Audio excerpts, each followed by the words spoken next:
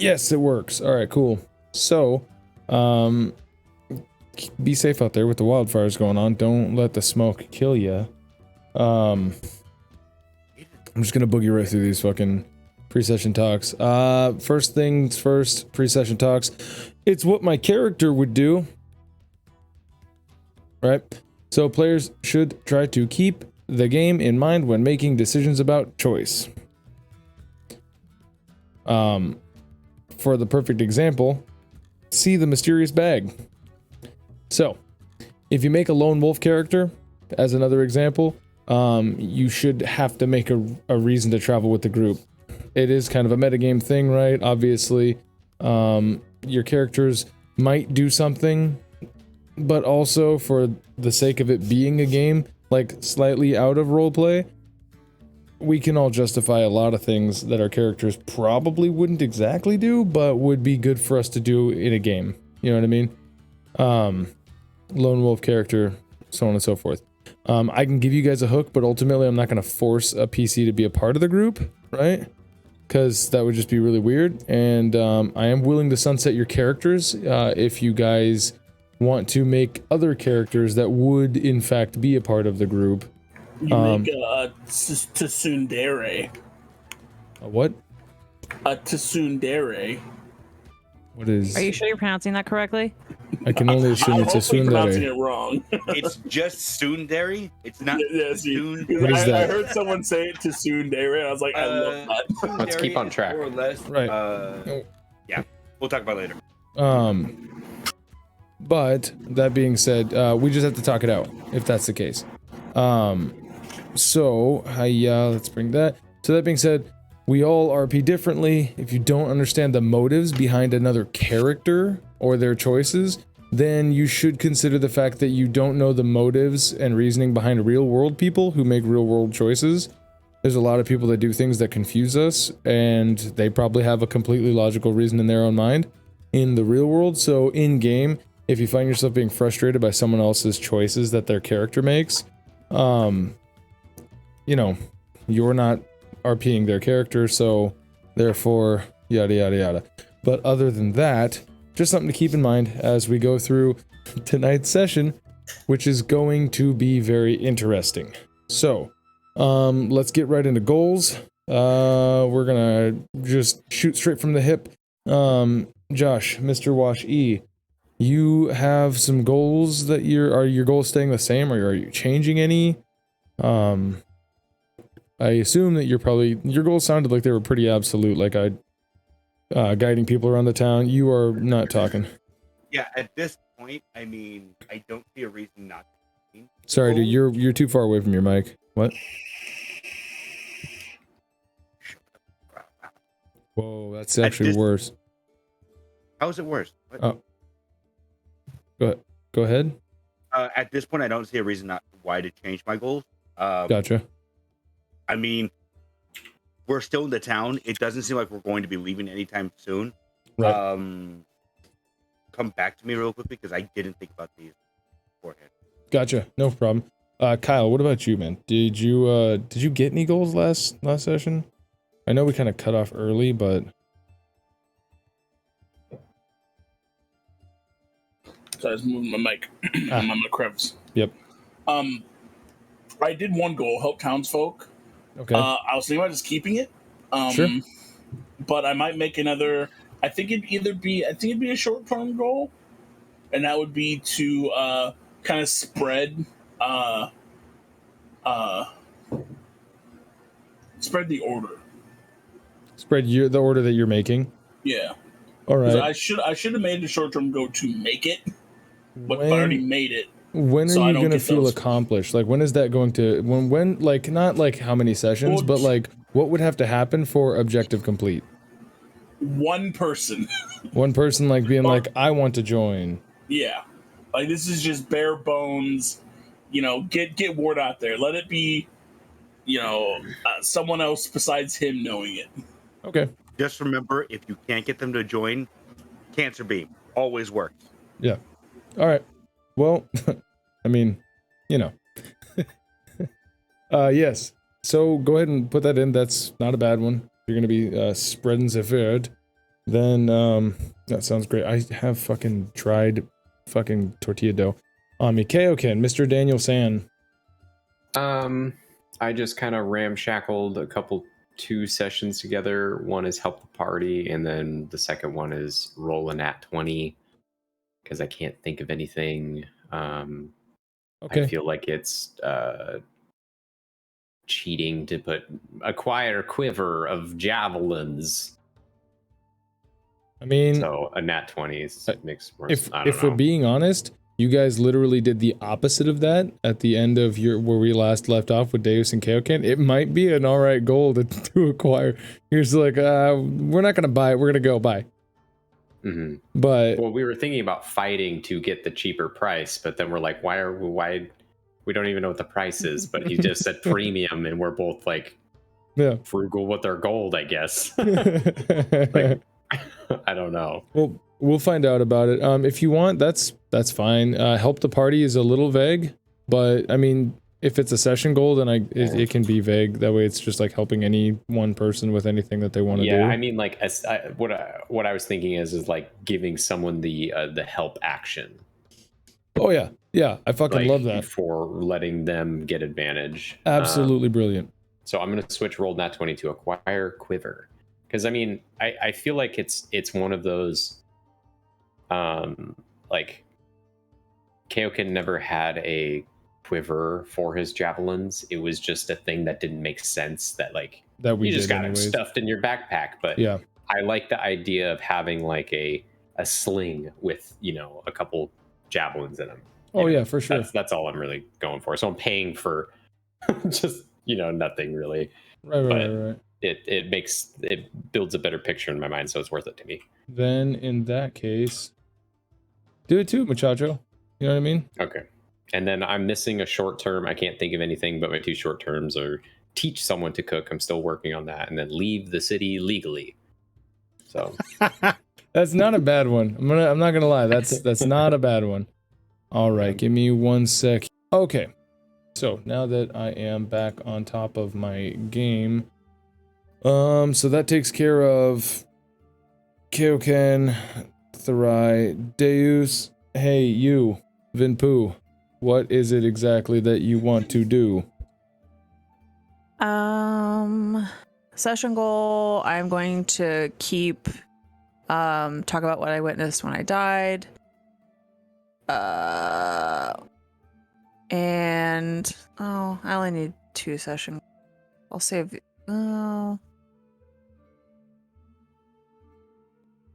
I have 3 session goals, but I should probably narrow. 3 is like what we wanted to be at our max. So. Oh, okay. I want to keep talk about what I witnessed when I was dead. I want to pick up our items that we had commissioned, and I want to research hags. And then I updated my short term. I still have to meet back up with Aurelian, but I added on there. I don't know if it's gonna end up being a short term, if it's gonna be a long term. Hopefully, it's a short term to free General Gaeta. Dope. All right. That's it. I don't know if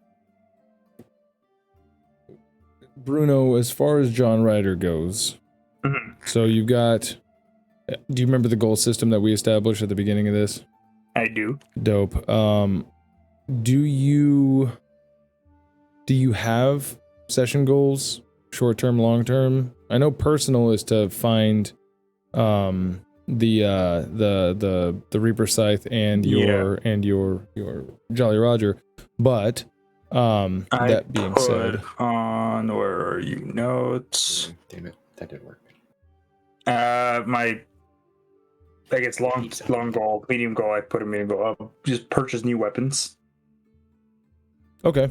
And then that might be a session goal, because I mean you can purchase weapons like straight out the gate, but yeah, just keep it there for now. Keep it there for now. So all right. So you've got your unless he's broke, that might. I did get kicked off my ship, so let's not forget. I am arriving to this scene right on a sinking dinghy, apparently. Something like that. So, okay. Well, You've got a shorter goal. You've got a personal goal. That'll be enough. Once we get your character started, you could probably start the process of being like getting those goals going, because your character will actually have something to work towards once he gets introduced, right? Yeah. So dope. Well, in that case, goals are done. We are gonna go ahead and jump right into the recap from last week's. What? I actually changed the goal. I can't hear you. I actually changed the goal. Oh, gotcha. What you got, Ming? One of my goals I'm gonna change to I will help quell the growing concern with duck. Sorry, dude. It's your mic is. I don't know if it's like directional, like turned away from you, or. No, it should be. Okay, if I have it any closer, I'm gonna have to fucking hold it up. Oh, gotcha. Sorry, man. I've changed one of my goals to I will help quell the growing concern of the dock side. Of the dock side. Okay. Of the dock side. That's probably a good one. That's hopefully that can get Oh wait, you know what? I think it's because I have my pickup turned down. So I'll change that. That would make sense. Yeah. If your gate's a little high. If you were gay.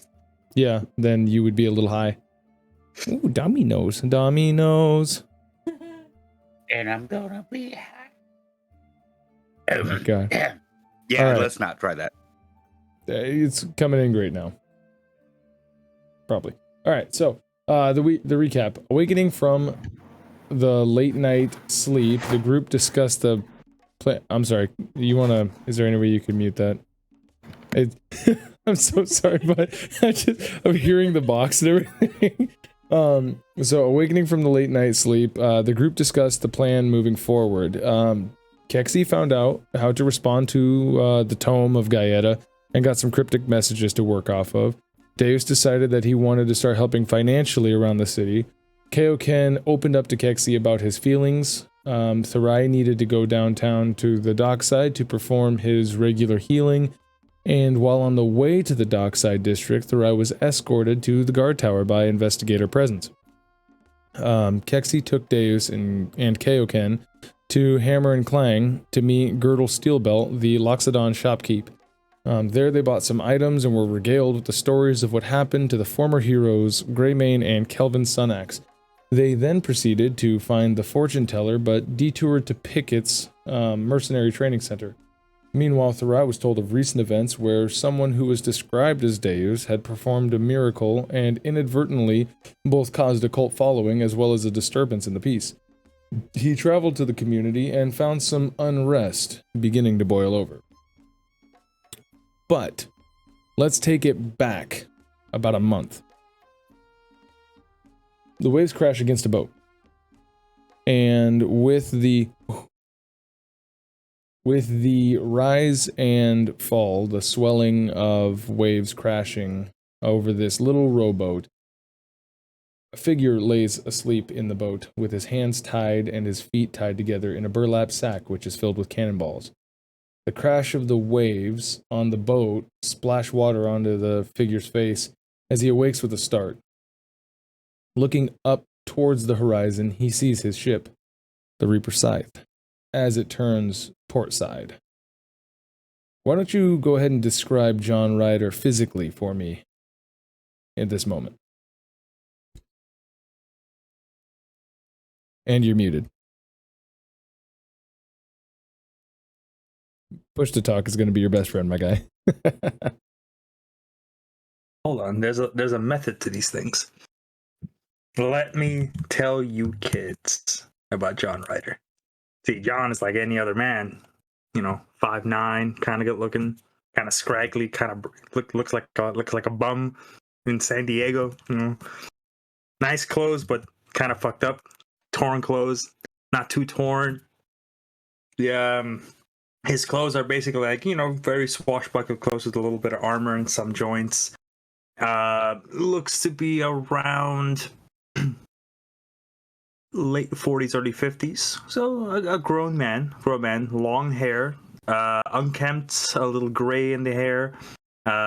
Beard is kind of like a little 5 o'clock shadow with the old, with that old-fashioned mustache with the goatee. scar in his left eye. Well, left eye.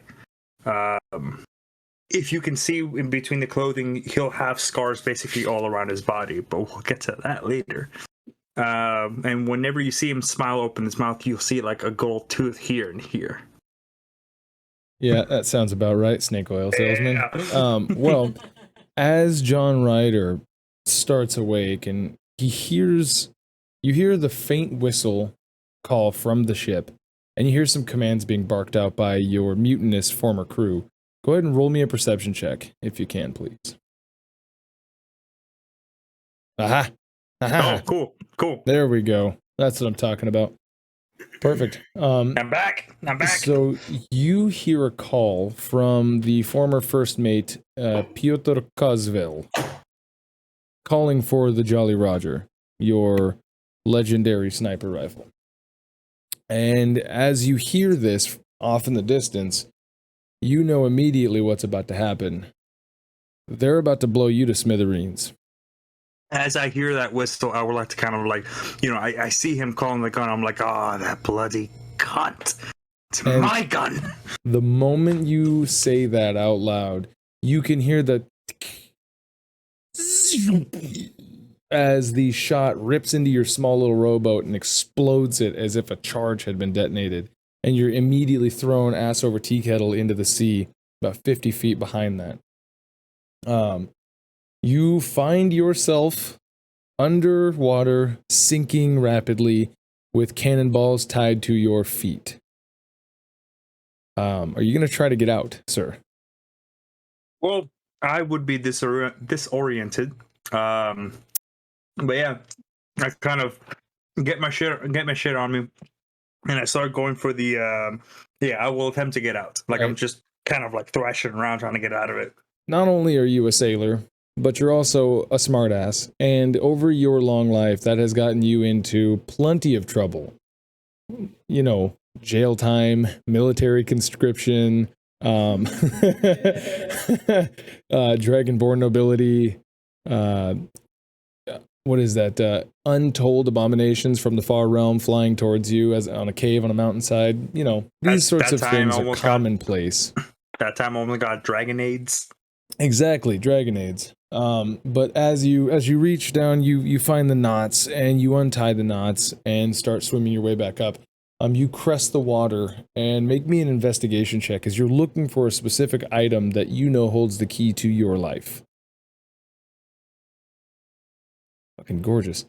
Yeah, immediately you're looking around, you see all the wreckage and you see everything, and you see this one small box floating, and you know that contains the hand mirror that holds your true visage.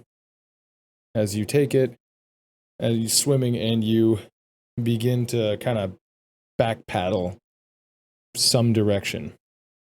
Time goes by, and you begin to gain exhaustion. Before you find yourself starting to fade out. Before losing consciousness, you are floating, staring at the sky, accepting your imminent death, looking back on what an excited life you've had to the fullest. Splash, you're hit with a bucket of water. Hello, sir. Are you awake? Jesus Christ!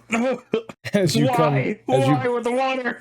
As you come to, there is this halfling man kind of squatting on one knee. He's got this olive complexion, this really black curly hair that makes like a really messy mop that kind of sits like cartoonishly off of his head sideways.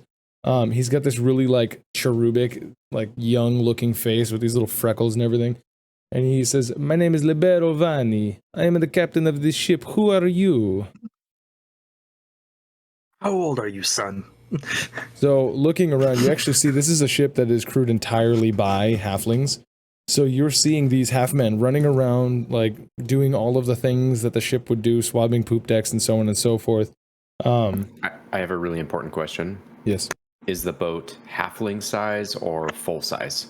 It is full sized, but there's twice as many. So yeah, it is like a mess. You've got the Benny Hill music going on as all of these expert like sailors, these are doing what they have to do. That is all. Yeah.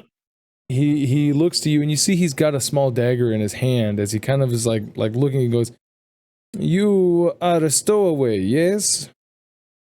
Well, not a stowaway. You are abandoned, yes? Why are you floating out at the sea?" Would you believe me if I told you I went off for a swim and then I got lost? And then I thought I was on my way back, but then I got lost. And well, then here we are. That doesn't make sense to me. Well, very good. You have 2 rules while you are on my ship, and I can guarantee you a passage. Agree to them, and then I will tell you the rules. So you're asking me to agree to rules that I do not know of. You must first tell me the rules for me to agree to the rules, and then I will agree to the rules. Give me a persuasion check. Hey, ooh. Hey! He goes, "I see no flaw in your logic." Well, he goes, "The rule number 1." Forgot about his bullshit rolls. Right. The rule number 1. If you are going to be here, you have to pull your weight. And the rule number 2, if I find you have stolen anything, I will take your pants, and then I will take your penis. Hold on. Okay, so rule number 1, I gotta work. Rule number 2, to take my pants and take me this. Do I get to keep the pants after you take off the pants? Or do you keep the pants? I keep the pants. You walk away a eunuch if you steal it from my ship. Yeah, very reasonable, very reasonable. I agree to the demands. All right. So, he begins to tell you over the course of the next month, you are going to be sailing on this ship. It is called the Galadrian Galley. You are about, when they pick you up, about 20 miles off of the shore of Savoy, which is one of the port towns of the east of the lands. They are headed towards Koran, and they're about halfway through their sail. And you said they were not pirates, they're just merchants, I believe you said, right? They are just merchants, yes. Okay. So, from that point forward, you were the hand, one of the hands, just one of the nobody hands. Sorry, I can't hear you if you're saying anything. Josh? Oh, okay. You were one of the hands that was a member of the Galadrian Galley. And you sailed from the east all the way over to Koran until the one fateful day where they made dock, and he shakes your hand and he goes, "Well, thank you. I appreciate all of your hard work." And what was his name again? His name was Libero Vanni. Libero. Libero Vanni. Okay, so he takes me there like, well, of course. Whew, what kind of silly fool would like to end up pantsless as a eunuch? It is very persuasive for me to tell people on the first meeting that I will take their penis. Most guys, they don't want that kind of trouble. Very true, very true. And also take the pants so they can't hide the penisless. Precisely. I've only had to do it twice. So, as they're offloading stuff, she gives you a shake, and he actually drops in your hand about 20 gold pieces as thanks for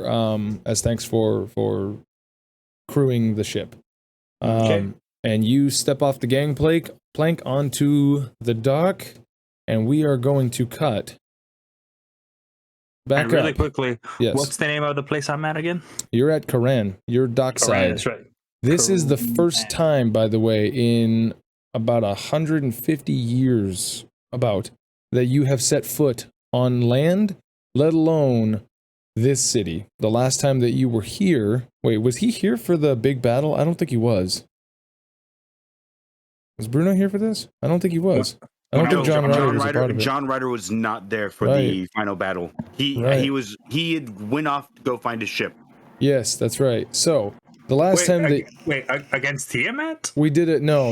We did a one shot, which was called the Battle of Koran. Oh, that's right. Yeah, that one. I think we admitted it. Anyways, so the last time that you were here was actually when you served your time becoming a military man, when they conscripted you pre-fight with Tiamat. So I remember that. It's been a long time since you've been here. It looks completely different. If you don't mind, really quickly, how different does it look? Well, let me show you. As I drag over to the world, not the world map, to the Karan map. For instance, on Roll20, if you're looking. He's not on Roll20. Oh, damn it. I can actually log in. Hold on. Cool. Oh, that's far reaches. Wow, you're still on there, huh? Jesus. I can log in and see what it gets me. But the first thing that you'll notice about this world map, when you get in there... fuck, I need to change all that shit, don't I? Alright. Well, that's the thing. I'll get you there. I'll cut right back to you, and I will show you that map here in just a little bit. Thank you. But it is very different. In fact, it might even not look anything like the same city. So, we are going to go ahead and cut right back up to Pickets. As we see Kaioken and Deus exiting the interior of Pickets back out into the training grounds, with Keksi standing outside of the fence. With Luna waiting while you guys made your transaction. You just left Sing Sing, the goblin, as he was suggesting that maybe if you fought, you could gain a membership to not have to pay the premium. And you guys did not pass the intimidation check as you were... No, yeah, we failed that full-heartedly. Yes. We had stipulations about this. Exactly. So, what would you two like to do? I mean, Deus has gotten everything he thinks he needs, enough to go out adventuring if something happens. Right. He's pretty content now to just follow. Okay. Because like I said, I'm not quite sure yet how I'm going to implement his need to get a following yet. Gotcha. So I'm trying to keep him with the group. All right. Well, Kaioken, I think it sounds like it's your lead. So Deus, does it make sense to fight to get a slightly cheaper price? Fight what? Each other.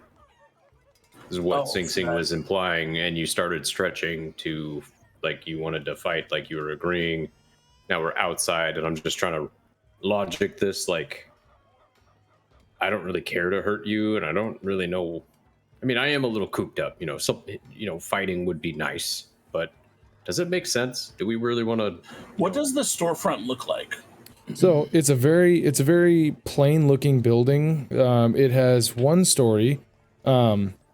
Imagine like an old Western saloon. It's got like a front porch, right? The walls does it have like the swivel door? It doesn't have the swivel door. That is just like a single doorway. The it has like wooden shutters that are all like kind of ramshackle together. Over the top of the porch says Pickets, and it has like a small metal buckler that's been like nailed to it. It sits at the back end of the training grounds, which is basically like this big round cattle pen that has like a square what is that called? Like a low set deck that has like blood stains and various nicks and damages all over it and ringed around it. People fought here before. People have fought here before, yeah. Can he see us? Like anyone inside of like any windows? When you were inside, you couldn't really see out. There was some light coming in, like from the outside, but it's pretty separate from the outside. You can't see in, but Shom, Headmaster Shom, who was the guy that introduced you guys, or that you were introduced to, and then said you can buy shit from inside, is making his rounds from all the training dummies, and there's various people who he's showing like how to fix their posture with like CQC and like sword fighting and all that stuff. Well, it seems like this place knows its share of fighting, and I don't think anyone would get in trouble. Yeah, let's go talk to the guy that's like giving the instructions to see if if that's a thing, because that goblin, he was just kind of scary, and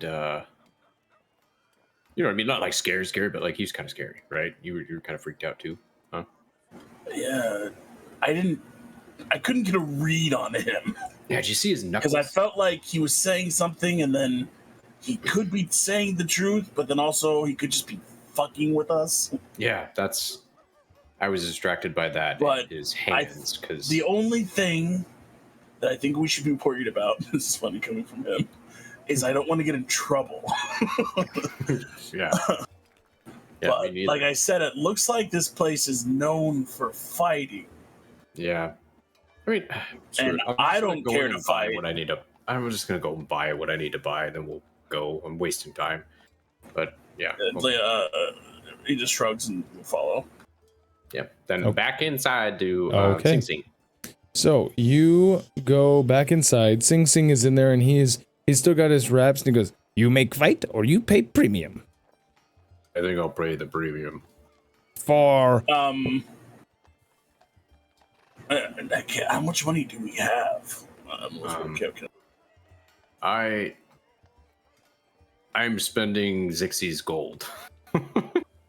I don't care about that. How much money do we have? I mean, you have your own 40 gold that I gave you, and then I have 31 gold left. How big's the counter? It's like 8-10 feet long. Tall. Oh, it's usual counter height. It's about 4 feet. Can I jump up on that counter real quick? You want to jump up on it? Sure. You do that, and so he was already standing on there, and he. So he definitely can do it because there's no way I'd be this fast. But my plan is, as soon as I get on the counter, I instantly am going to try to turn around and jump onto Kaioken. Oh God! It's kind of like when the wrestlers get on top of the ring and they do the overhand. Yeah. Okay. But I understand if the goblin is quicker than me and just sweeps me thinking I'm after him or something. Well, roll me 2d6 to see his reaction to you. The higher, the better. That'll determine if he does anything. But otherwise, I'm getting the people's elbow. Right.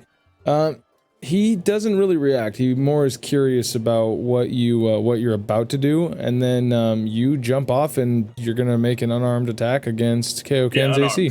Unarmed, yep. Yeah. So go ahead and roll me that.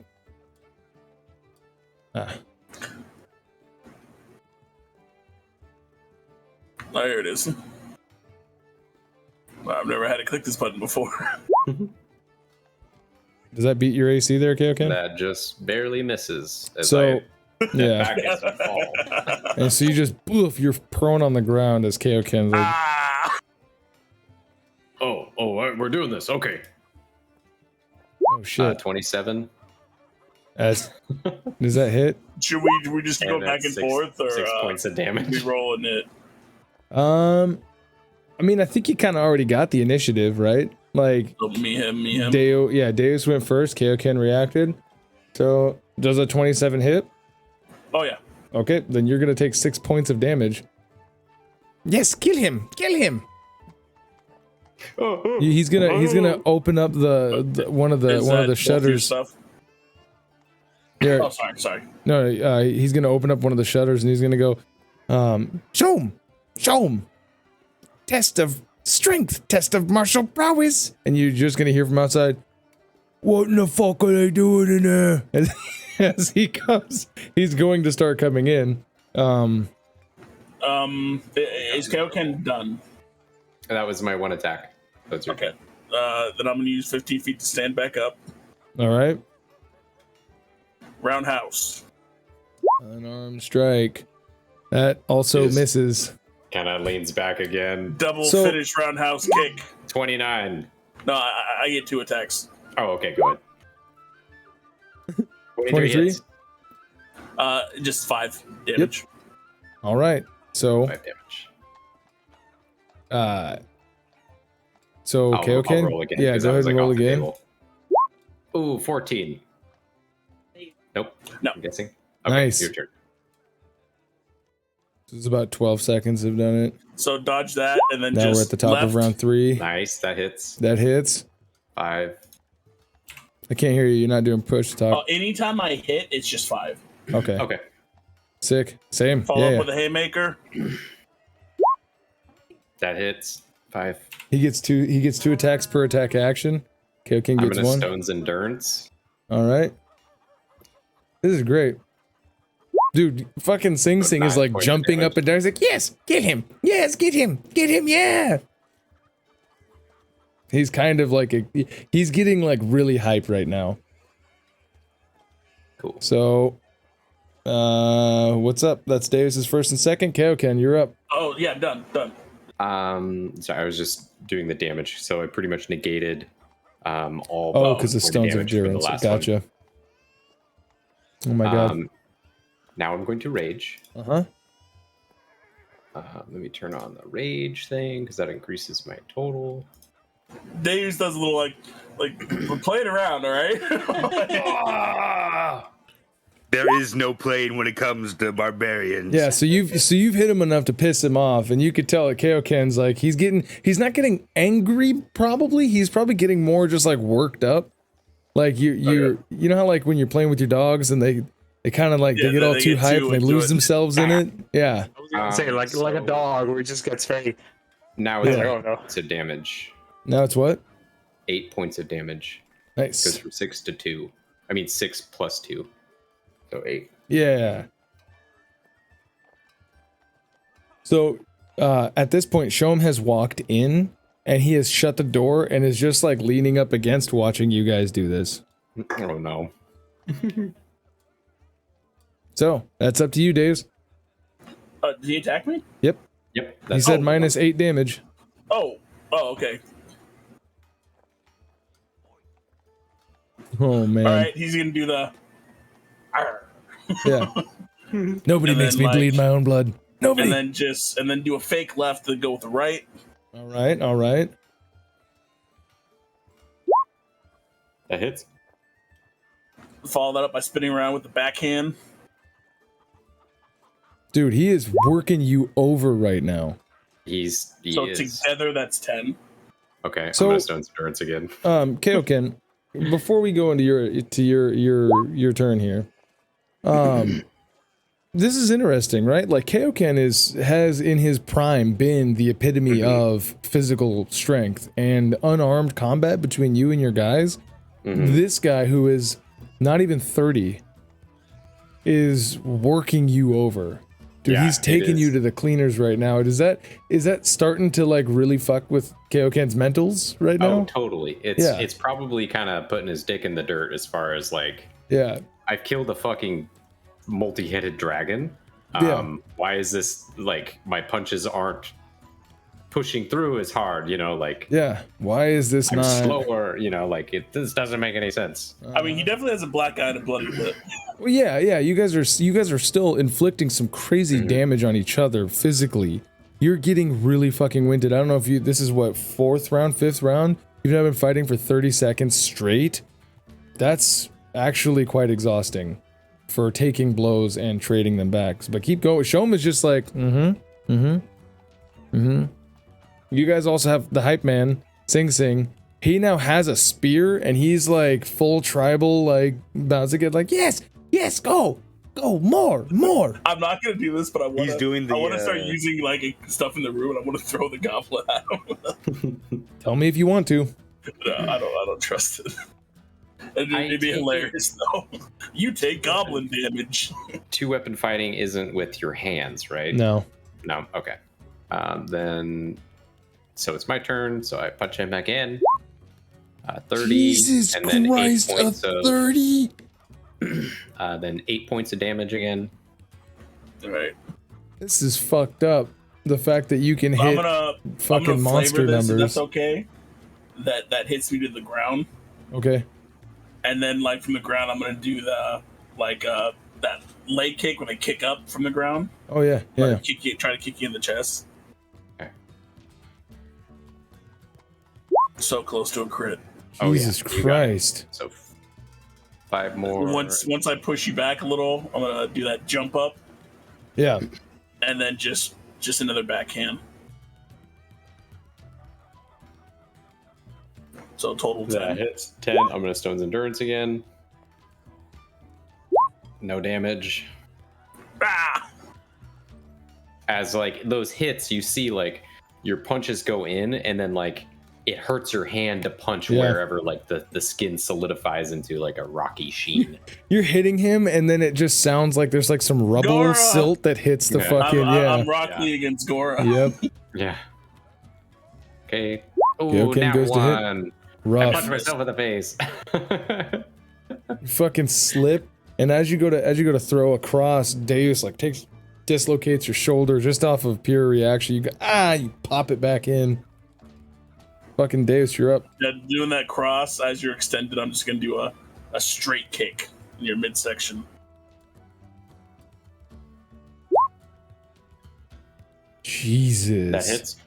Follow it up with a jump kick.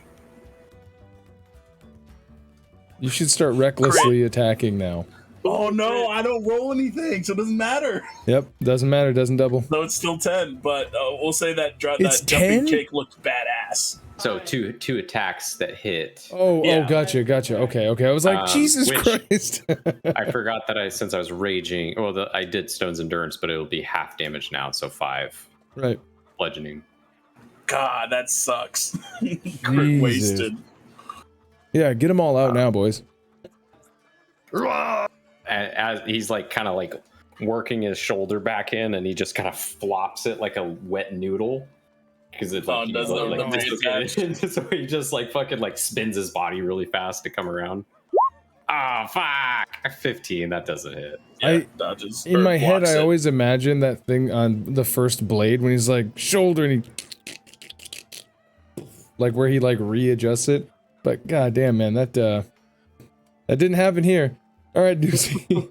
Shom has now worked his way around this tussle over to the counter, and he's leaning on the counter, just letting you guys do your thing. You can actually hear, Keksi, outside, you would have heard, they are proving themselves. They are proving themselves. And then you would hear Shom go, what the fuck are they doing in there? And then he disappears.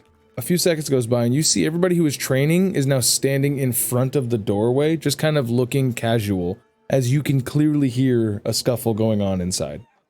Everybody on the outside that was training is now leaned up against like the porch banister and whatnot, and is like, cigarettes are coming out, people are like doing their deal. Is there anything you want to do while you're outside and you see this weird, suspicious shit happening? Yeah, I'm going to tie Luna up to the fence. Okay, And I'm going to mirthful leap my ass over to there.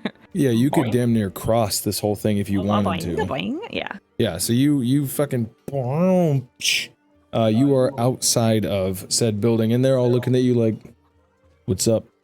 Welcome. I didn't know if I could do more. I wanted to like bust the door open, not like break it, but forcefully open, like with the quickness. You will have to shove your way past the people who are blocking the doorway. Okay. So excuse me. give Pardon me me. an athletics check. Excuse me. Pardon me. Oh, I would have been a fucking. Not quite good enough, but we'll cut back out to you. So next up is Deus. Can I use my athletics to like jump to a wall, to jump off the wall to do a flying kick? That would definitely be an acrobatics. Yeah. If you're trying to wall jump. Trying to be a Rey Mysterio. But athletics says jump. Yeah, if you were trying to like long jump, not like do the Mario Waha off of walls. Waha!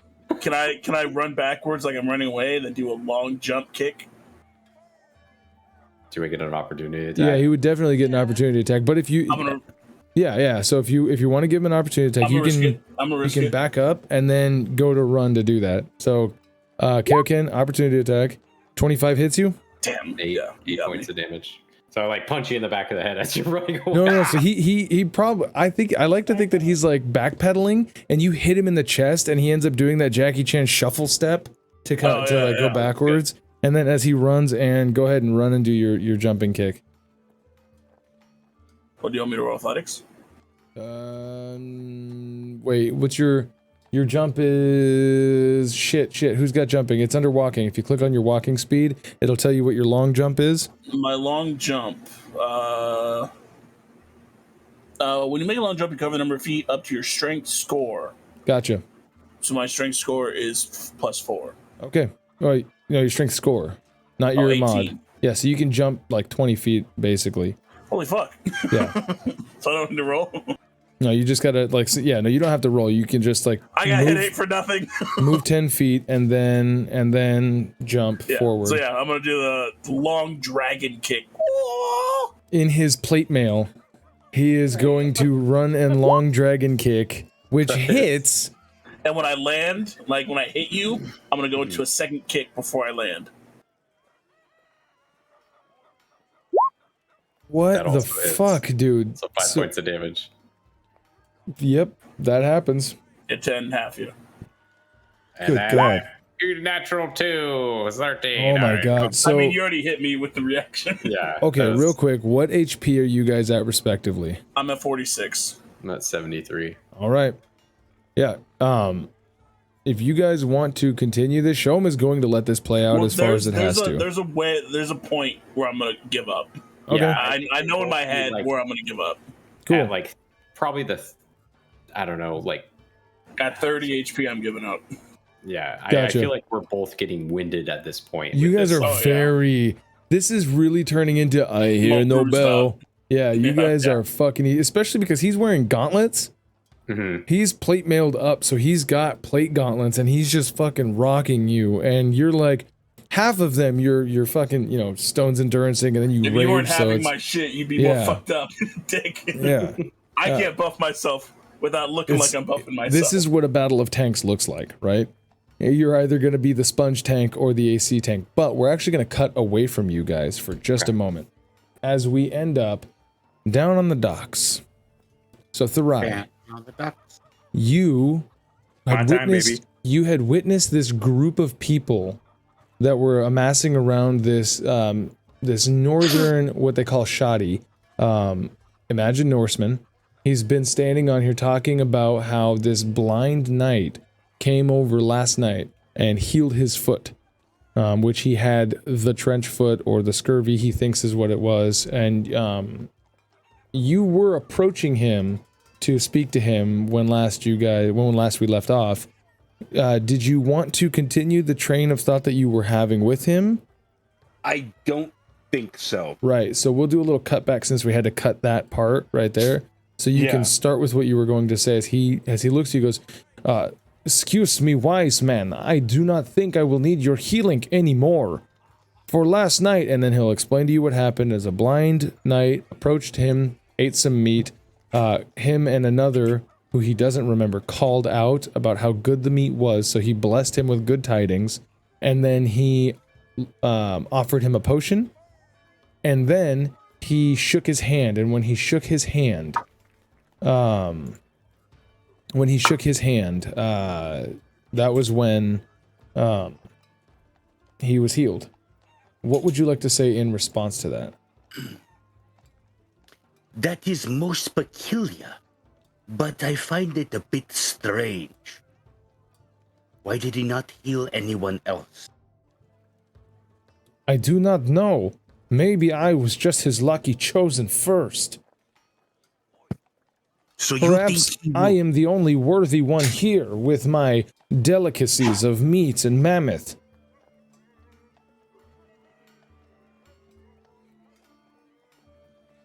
So you think he will come back and save more then? I would not pretend to know what this great healer would be thinking. But I will tell you this much, I will follow him wherever he goes to seek out the rest of the miracles. And you hear other people are like, this is bullshit, blah, blah, blah. I got this, blah, blah, blah. Someone's like, I'm about to die. I need healing. There's other people who were like talking about why they shouldn't. And they were like, this guy's a hack anyways, blah, blah, blah. And you had previously witnessed a small fist fight break out, but as Dockside do, they broke it up and they were like, hey, we're going to get arrested, stop that. You begin to sense that another swell in emotions is happening again. People, this is not the way that we behave. We are what, if not but, the less city. We must behave as a shining beacon to everyone else. I will heal you as best I can, but I only have 2 hands, and one of them is already badly hurt. But come forth, I will give healing where I can.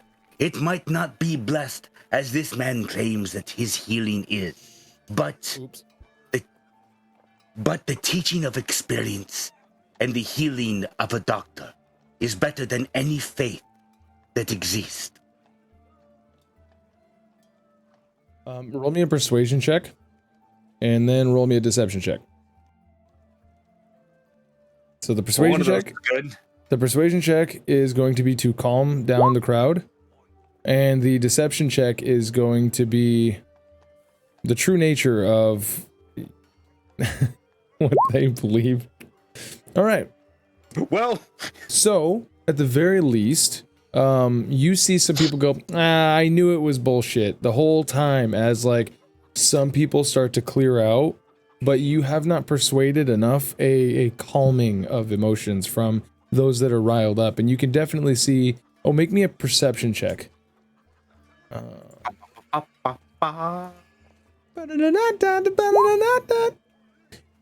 Right.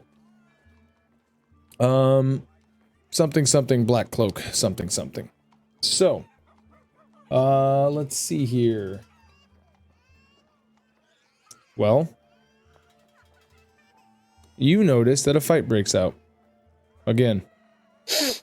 This time, you hear someone go, you hear like the wet slap of like fist hitting face and fist hitting meat, and you can hear just a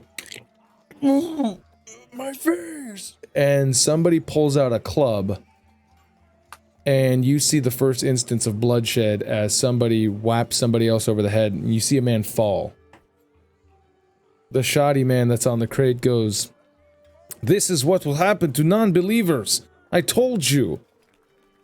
And he is getting ready to jump down and engage.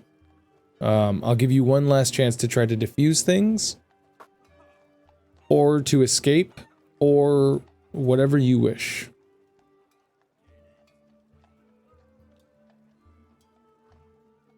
Therai is going to point a hand at the man, like point a finger, almost like accusatory, at the man standing on the crate and go, "Stay right there. Do not move your hands. People, do you not see what these words have done to you?" Oh, goodness, anger carries on my heart at the turmoil of these people. We are not like this. We are better than the rabble outside of the walls. I would like for you to roll me, I want to say it's an intimidation check for the man up on the what do you call it, in order to, here we go, in order to, give me one sec here, sorry, I have to copy this link address, send this to Brunissimus, as I am trying to allow him to do that. So, try that one, Bruno. Now, I'm going to run back into there. Let me see what your intimidation check is. As you're trying to, basically you're trying to tell the shoddy man, don't fucking move, right? And he is not going to listen to you. Can I use my... fuck, I don't want to do it, but I'm going to use my inspiration. Yeah, go ahead. That's better. Yeah, that's just better. As you see him, he actually pulls out a small dagger. It looks like a boning knife, and he gets ready to jump in. And as you say that to him, he kind of, oh, yes, I suppose I understand the wisdom behind those words. But stop them, they're going to kill that man by beating him to death.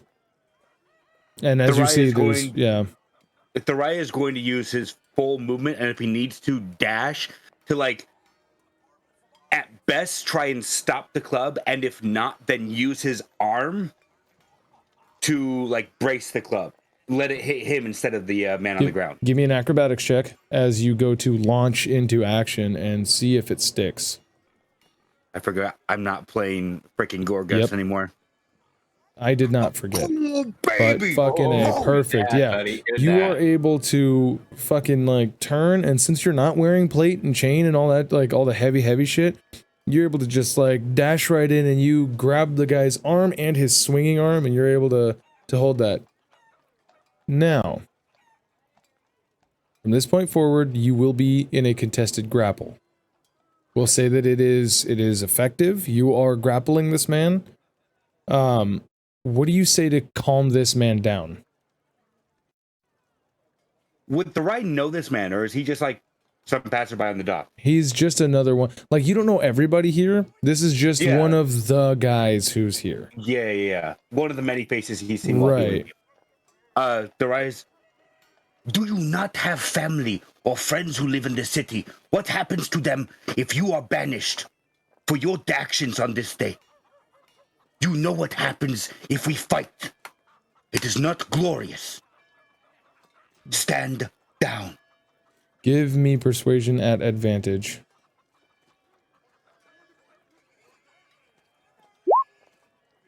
Alright.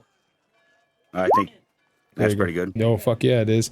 As you kind of see him just go, yes, that's right. Oh, sorry, no, it's not the shiny man. He goes, oh yeah, that's right. I am two men at once. I don't know what happened. I almost forgot that I have a dying mom. I need to go take care of her. And he's going to run away. He drops his little, like, it's like a billy club. And he begins running to Dockside West, which of course is on the east. The man on the ground who's about to be hit, is he the one who has like his face already busted in? He's unconscious. Yeah, he is bleeding. There's a big pool of blood all over the floor. You saw it was actually about 2 people, but the moment that you're 3 people that were jumping him, the moment that you grabbed on, the other 2 backed off, and they're nowhere to be found. Tell me if I need to make a performance check, but Therai is going to start shedding tears as he leans down and starts like pulling out of his medical bag and starts like bandaging the wound. These are my ducks as much as yours. Look what your words alone have done. Does this not cause you pain, sadness, anything? We are not beasts. We are creatures that talk. Use words for good, not evil like this. If you were blessed, then let the blessing carry forward for yourself, but do not cause turmoil where the law is better than any blessing. Make me persuasion check with advantage.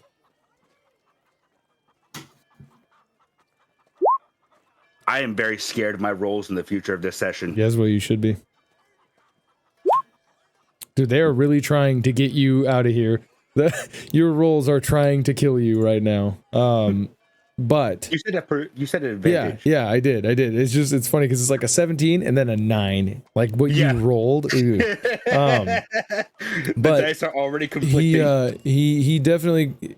You see the look over his face of like, oh my god, what have I done? I did not realize that such a miracle would be taken so polarizingly in this area. And he's going to pretty much just kind of fuck off. Like he sees what he does, and he's like, nope, I'm gone. And he's getting out. People start clearing out as you've done this. Do you want to make a medicine check on this guy? As there's basically a big heap of meat. Fucking A, dude. Yeah, you're able to get this dude all bandaged up and shit. He is unconscious, and when the guards show up, because they will, of course, show up with a dude bleeding out all over the sands down here on the beach, you're able to tell them exactly what he needs to be helped with.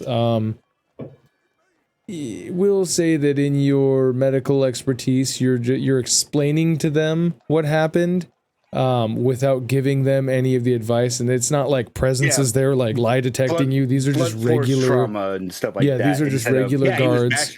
Right? Yeah, and they just like, okay, thanks. Yeah, we'll get him something. Fuck. All right, and then they kind of like fashion a gurney and shit out and run away.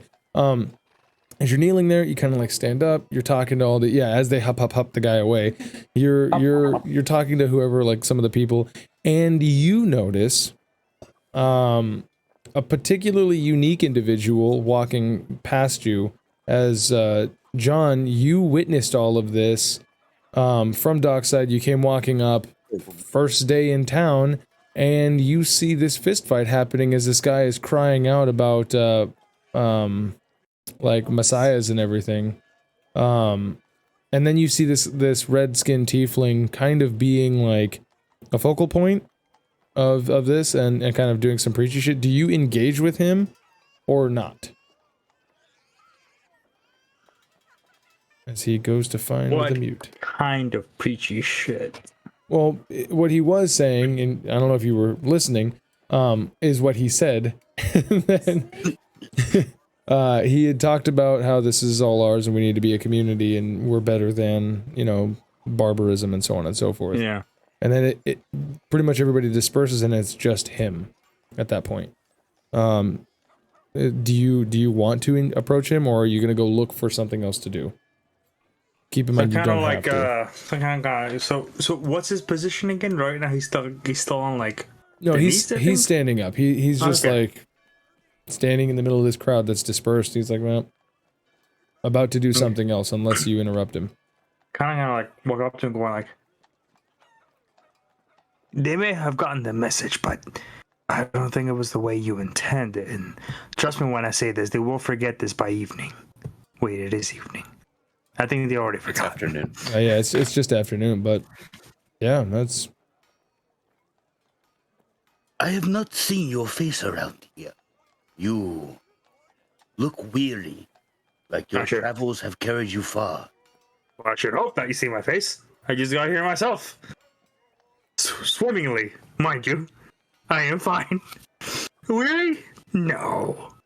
I'm a little tired, yes. These people are riled up. There is no way for them to get relief for their anger, their animosity. So, at any situation, a brawl is always right underneath the surface, ready to boil and froth over. Oh, that's the only way to get rid of that. That's the only way to get rid of that, my friend. Why do you think they're all so riled up? They want a brawl. They want to fight. They want to punch.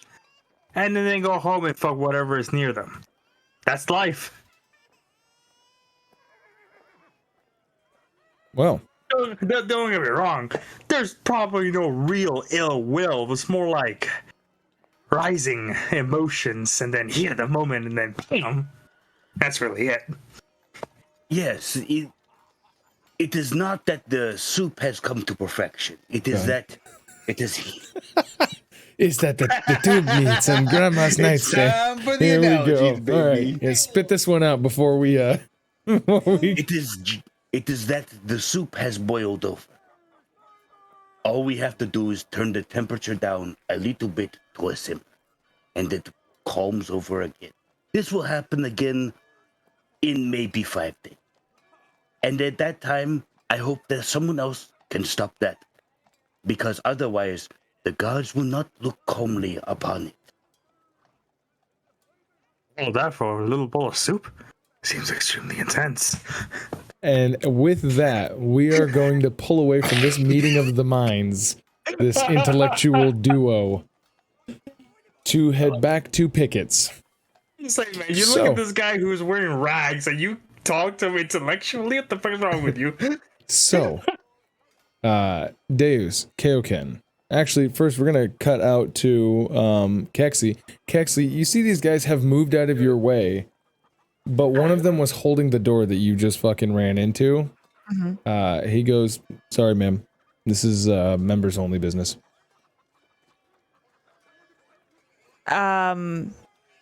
no, excuse me, and I'm going to shove him out of the way. Okay, he moves. And I'll open the door.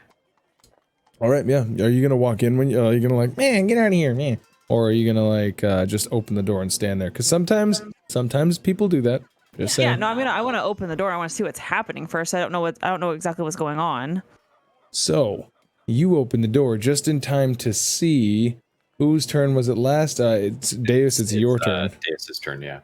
Just in time to see Deus and Kaioken doing the Django Unchained Mandingo fight. Oh, so he's gonna do a low kick to the shin. I like how you called it a low kick. It's just kicking him in the shin. Guessing that doesn't do you gotta much. beat a 17, yeah. And then transition that to a high kick. Another crit that does nothing. Nice. Well, still. Yeah, I mean, it's great if you just get those all out of the way. We'll just say my crits are louder. Nice. Yeah, after just getting rocked in the face, Kaioken's just gonna go like take that and go right in with a headbutt. Nice. Fuck yeah. Oh, 19. No. Yeah. Want to use your inspiration? No. Kind of like let's say I barely move out of the way for the headbutt. I'm gonna go for my own headbutt. Nice. Would Kaioken have reckless? Oh my god, I forgot I could do that. No, it's Next time, Gadget. Now I will remember. All right. And then follow that up with so Fam, and he's also gonna do kind of like because he never thought of that move before. And then as he like turns around as he's facing away from you, he's gonna do a back elbow. Nice.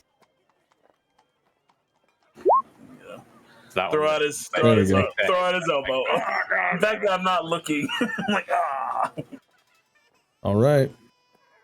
3 points of damage for the first attack. So, real quick, Keksi, you're seeing all of this. I'm gonna give Kaioken a chance because Kaioken will be the end of the round, and then when we go back up to this, I'll give Keksi an action. But just be ready because you're watching from Deus's low kick, high kick, then headbutt move. Like this is you're in the room watching Shom, who you previously saw kind of correcting people's postures, like looking and going, that's pretty good. And then when there's misses and whatnot, he's like, that's really bad. And you also see this little goblin standing on top of a countertop, bouncing his spear, going, yeah, kill him, yeah, kill him. So be ready. As soon as this is done, you can take your action, as you will now be in this sort of pseudo-initiative. So go ahead, Kaioken, what do you do as he goes to spinning back fist? After I get hit in the face with the headbutt, I'm just gonna like kind of like bleary-eyed fucking slap his ears together like recklessly, which still doesn't fucking work. Damn it! Does that mean I get advantage? You have advantage. You're bleary-eyed, so you go to clap and you just clap your hands right in front of his face. Yeah, we're both kind of like that looking. That's awesome. All right, your turn. All right, he's gonna just left to the gut at advantage. Yes. And then if you like to, then right to the face. Is this one also advantage? Or is the first one? All of them. All of them. Just rolling for crit, almost a crit. Okay. So 5 and a 5. As he so I guess it'd be fucking 6 damage total, right? so he No. 5 and a 5. It'd be well. It'd be 5 damage, right? Damage, but it's 5 because I'm raging. Yeah. Well, let's see. If he does 5, that would be down to. Okay, so if he does 5 damage, that would 3 cut points of damage. You've been taking. You should have been taking 2 for every 5 points of damage because you round down. Yeah. So you'd only be taking. Basically, whenever he hits 2 attacks, I take 10, then I just reduce it to 5. All right, sure. Go for it. 5 damage. I still got a long way to go. Yeah, I'm at 62. 46. reckless attack after missing with the clap. He's gonna keep his hands together and try to fucking double karate chop him in the forehead. Or like, I don't know, spear. Like spear him in the face. Concho! Yeah, concho. 24. Yeah, 8 points of damage. Don't you want to roll for crit? So, oh yeah, it's an advantage. Sure. Why not? Attack. Not that it's gonna. Oh, I thought you already said you reckless attack. So, Keksi, you're now in this. Yeah. I like when I open up the door, I go, "What is going on?" And I want to do an insight check on whoever I have like line of sight with, like. Yeah, if Kaioken's backs to me, then I want to be looking at Deus to do the insight check because it doesn't make sense for me to be looking at Kaioken. I feel like you would be looking at Deus's back because he did the running jump, so he would be at the longer side of it. You would see Kaioken's face is like excited that this is happening, like. And I just saw you do a move I've never seen you do before. Just So I want to do an insight to kind of decipher or discern. I mean, it from when Kaioken says that he looks excited, I could probably tell that this is like a show of strength. Sure, yeah. You can see that we're not fighting with weapons. Like, do I need to roll for anything, or is that? Yeah, go ahead and roll an insight. I roll with advantage because he gave me an expression. Sure. That's good. Ask and you shall receive. Okay, cool. 18. nice. So you would get that this is not them actually fighting, but Deus is smiling. You would also get that Master Shom, the man who looks kind of like Sabretooth from X-Men. Yeah. He's kind of leaning up against. You could tell that he is kind of confused. He's watching these guys and looking at them. You can tell he's looking to see if he knows who these people are. Oh, okay. And then Sing Sing is fucking floored for there to be just bloodshed. You see there's a bunch of blood everywhere from these guys. Like, for one, Deus is wearing fucking gauntlets and what are the boots called? Greaves? Greaves. Yeah, he's wearing gauntlets and greaves. So the hits that have been connecting with Kaioken that he hasn't been stones endurancing have been like cutting him. And so there's just I would imagine that there's like a very pronounced like 4-knuckle indentation with like the pinching from the gauntlets. Like, so like 6 or 8 little bloody spots with the fucking forming bruises. Yeah, and most of Deus's bruises are underneath his armor, but his face also, he hit my guy in the face a couple times. He's busted lip, black eye, bruised cheek. Well, don't you have a hair's a mess. Cloth around your eyes? Yeah, oh yeah. So I guess you wouldn't see my black eye. Yeah. You would just see that they're bulged a little bit underneath one. Oh god. Blood. So I'm gonna do the move that I always did on Law on Tekken 2 when I always spammed for wins. Wait, real quick. Because I had inserted her into this after Kaioken. I gave her that skill as a free action, like we've normally done for the last couple of years. So I just wanted, did you want to take any actual actions? Are they like are they standing on anything like a rug? No. Make me a perception check. Oh my god, a natural one! Wow. Nope. Should I use my inspiration? No. Why? No. No. That's fine. Okay. So, Deus, now it's your turn. Alright, so just like Law, I'm gonna do a backwards kind of flip to hit you at the bottom of my foot. Mm-hmm. And I'm gonna follow that up with a doing a backflip kick. Oh, I know exactly what you're talking about. Law from Tekken 2. The front flip to back flip, yeah. I just spammed the shit out of that. Yeah, it's a good attack. Alright, so I mean, I really don't have to roll for crits. I'm just gonna ignore rolling for a crit and go into my second hit. I mean, if you miss, then just do reckless. I mean, then do and yeah, for this one, I'm gonna do my second. Yeah. Ooh, I don't know. No. No. All right, so my coolest hit doesn't land, but the first one that hits your head back hits. This has to be late mail. This has to be confusing and awe-inspiring for everybody because Deus is not a large man.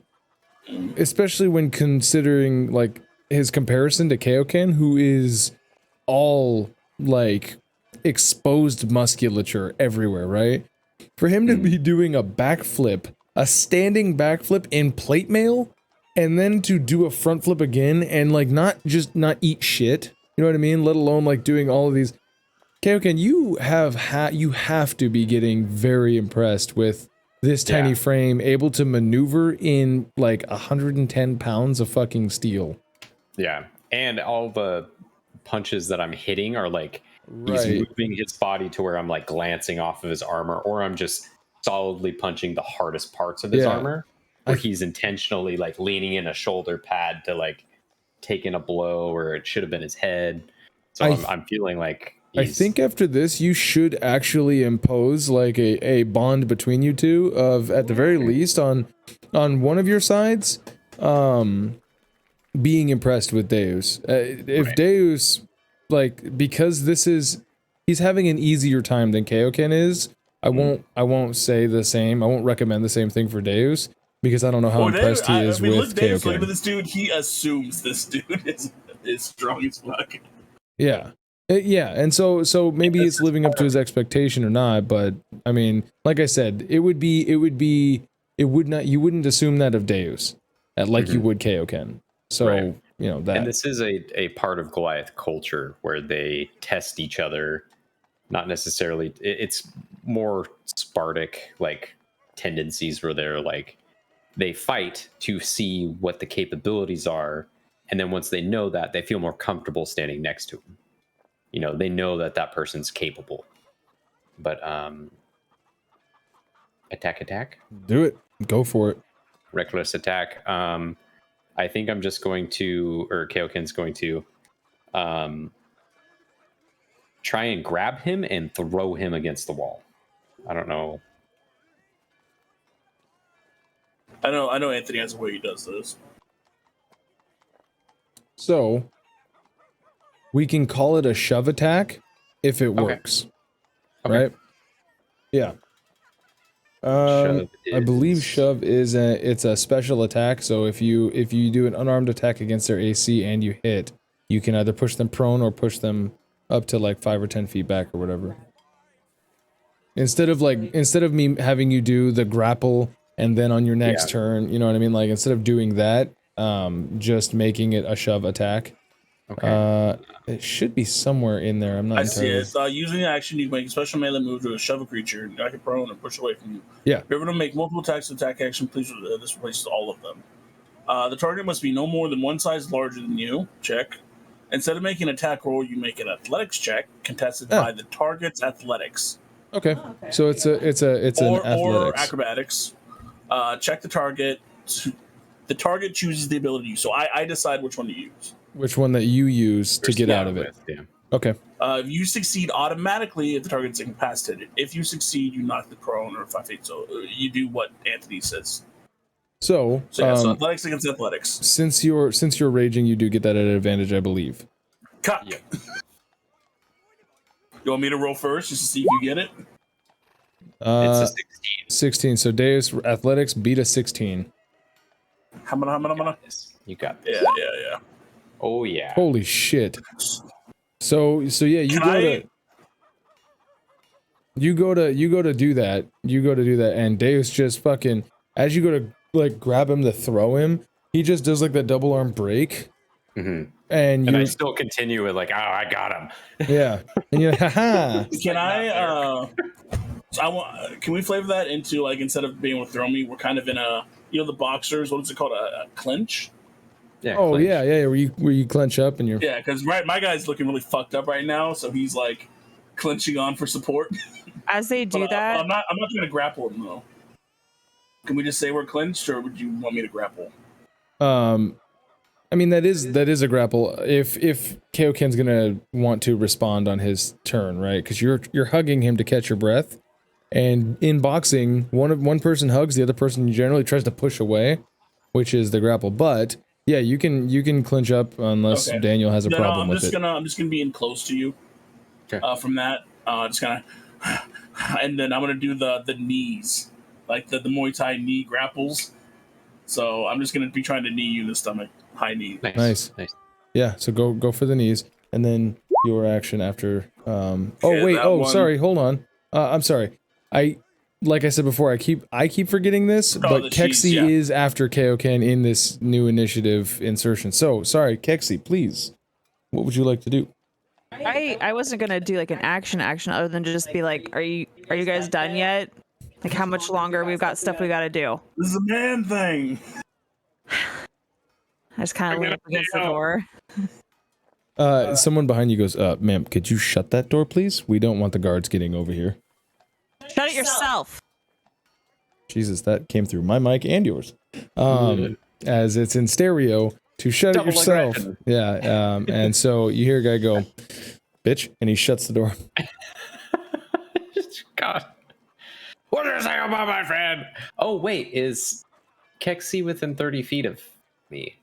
Yes, she is. Oh, okay. Good to know. So, now, Deus, we'll say you can re-roll that unarmed strike because it was off the table because it was out of initiative. So, you want to still clench up and do the old double knee? These ones are not at advantage because I didn't recklessly... Right, so left knee, high knee to the gut. That one hits. Another quick high knee with the right knee. That one hits. Jesus. 5 points of damage. I'm down to 55. 38. One more hit and I'm at 30, and that's my out. Since we're clenched in, I'm gonna just try and do a wrestling move. And if I'm like, if you're holding on to my arms or we're not, because that had to be a grapple. I'm flavoring it. Yeah, just like we're in close. Well, I'm just gonna try and grab the back of your head and then belly flop into the ground. Do the same thing, unarmed. So this one's not reckless. So 8 points of damage. Yeah, so it's actually good when you hit me consecutively because then I can maintain my rage if I miss you. So from that hit, I'm gonna say I hit the ground. He kind of gets up on his butt and just kind of lays against the counter. Yeah. And after that, Kaioken point at him. You on full prone Superman, like just breathing into the floor, bleeding. So yeah, I'm gonna break combat. He's not gonna attack anymore. So same. Just throwing this out there. Take this how you want to, but Kaioken won because Deus was first to give up. So if it was me, I would assume that there would be a mutual respect because Deus was what's that called? He was like not the underdog, right? In that, but Kaioken still I hear no bell and was still able to edge out a victory. Take that as you will, but I would, if it were me, you guys definitely have had an event now to play off of. That being said, Shom goes, all right, I don't know if you're members or not. So out with it. No, we were trying to make a good impression. Sing Sing told us to fight to get membership. Sing Sing looks over and goes, I told them maybe if they impress you, you give them membership. And he's like this. And Shom goes, Dang, you gotta do the thing. Well, it looks like the man in the plate mails doesn't need to be a membership, considering the shit that he was just doing while in plate mail. That is impressive. You, on the other hand, you fight like you've been in alleyway scraps your entire life. Which yeah, that's happened before. Which is equally impressive because I could have swore for a while there that you were going to kill him. You had murder in your eyes the whole time, and that's something only people who have been in a real scrap get. And you're old, you look like a veteran to me. So yeah, I'm very tired now. So what I'm saying is, you're rage with fate, right? Oh yeah, yep. While I'm not impressed, you guys are at expectation. Well, I'm impressed with him. And Deus, he looks at you, goes, if you want a membership, you can get a membership for free. I'll waive the 50 gold. But you, old man, you look like about what I would expect you to handle yourself like. Well, thank you. And I kind of like composing myself, picking myself up slowly off the ground as I go to help Deus up, and I do the forearm grab. Yeah, we kind of lift him up. Like I kind of eye his arm and like, as he just kind of throws me up.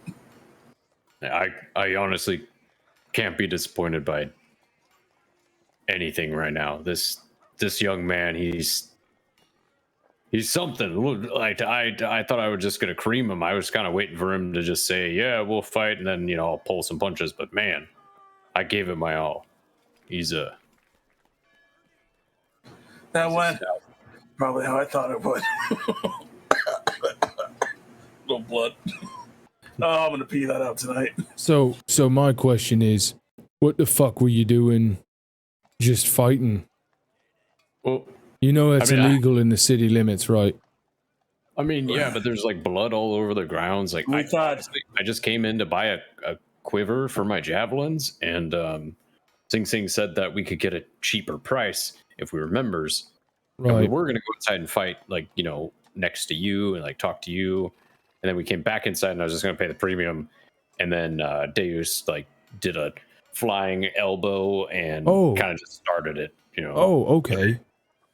So the appearance of old blood stains out there on the hand-to-hand mat made you think that we just fight around here, and then he just jumped up and attacked you while you came inside. I slowly pushed Deus up. Yeah, I'm up. No, I mean push him in front of me. All right. Oh, Doc. Right. Well, then as the headmaster, unsanctioned fights are an immediate rescindance of membership. So, thank you. Next time you want to have a member meeting, you gotta A, be a member, and B, talk. It's illegal. Now, my boys didn't know if Sing Sing was killing another one who tried to come in and rob us. I'm gonna eye Sing Sing for a second again. And you can look out front and you see the silhouettes and the banister, all of the blinds that are down. You see there's people lined up out front of here. And Sing Sing just I thought it was great. Impressed I am. But I am not headmaster. Dave's just gonna just smile. He's gonna bow his head to the headmaster. Well, thanks for letting us blow off some steam. Sorry about any damage. He's gonna take out his 5 gold for any damages occurred, and kind of just put on the counter and attempt to walk out. You forgot something. I couldn't. As he puts his finger in his mouth.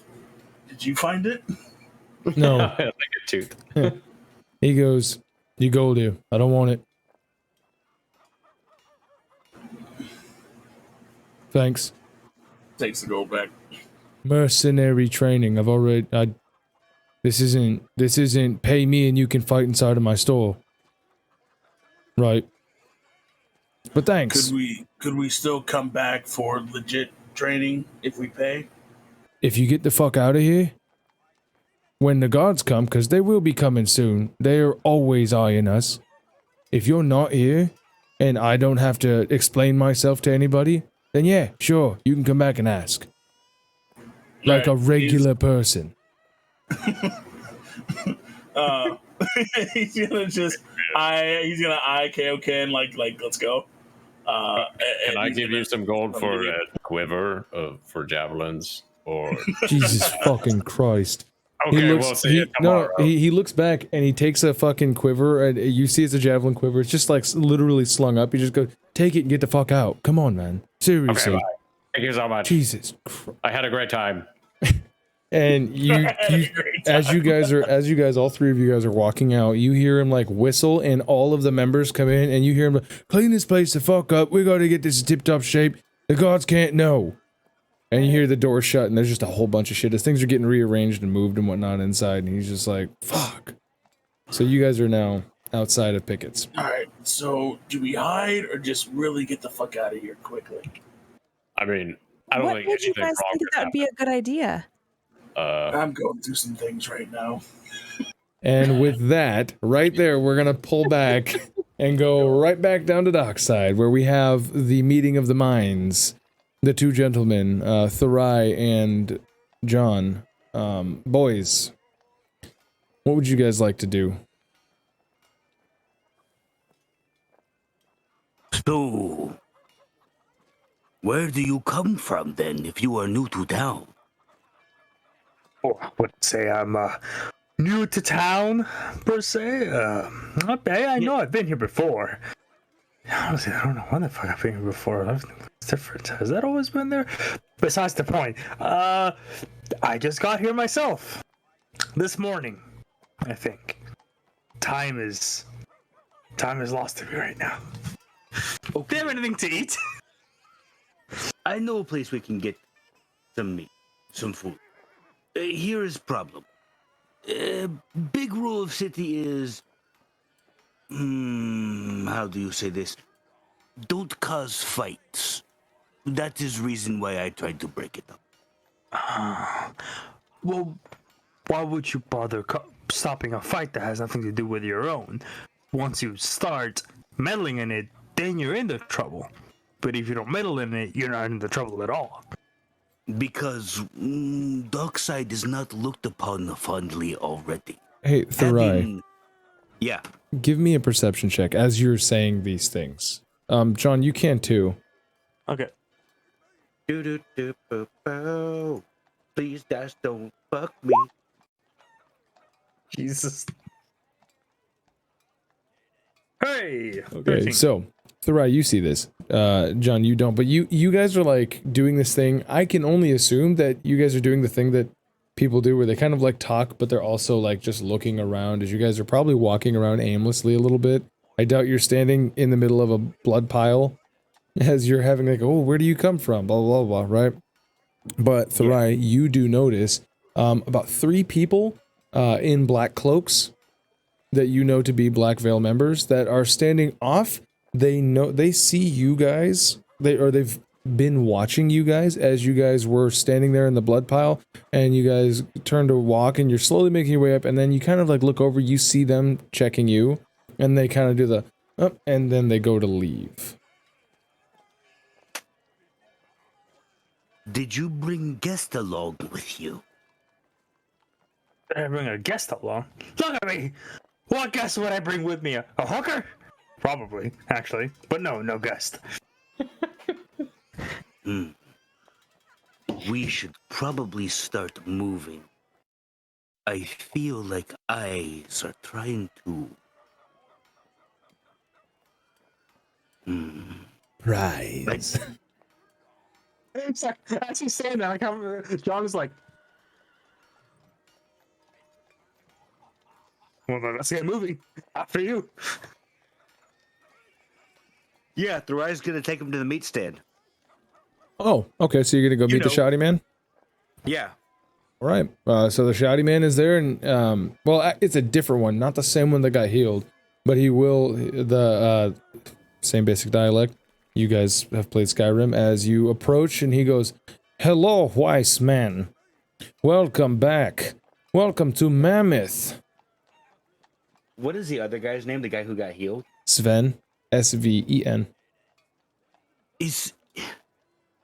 I know that Sven has had a good experience as of late. My friend here is new to town, And I'm like, as Therai is saying my friend, he's going to like almost pat John's back. My friend here is new to town, and I had to tell him about the best place to get meat in the Dockside. I gave a weird smile when he passed me back, kind of like a... but Is he being aroused? I don't know. I don't know. Not down there. It's like an upper back pad. It's not like a... Yeah, but again, Good as soon job, as he goes, John's kind of like very straight face, and then just. That's it. That's it.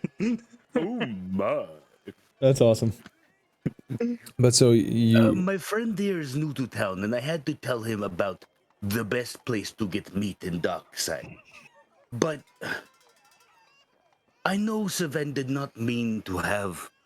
let us get meat first, and then you and I can have a private talk. Or if you could have Saven come out here, I would like to discuss things.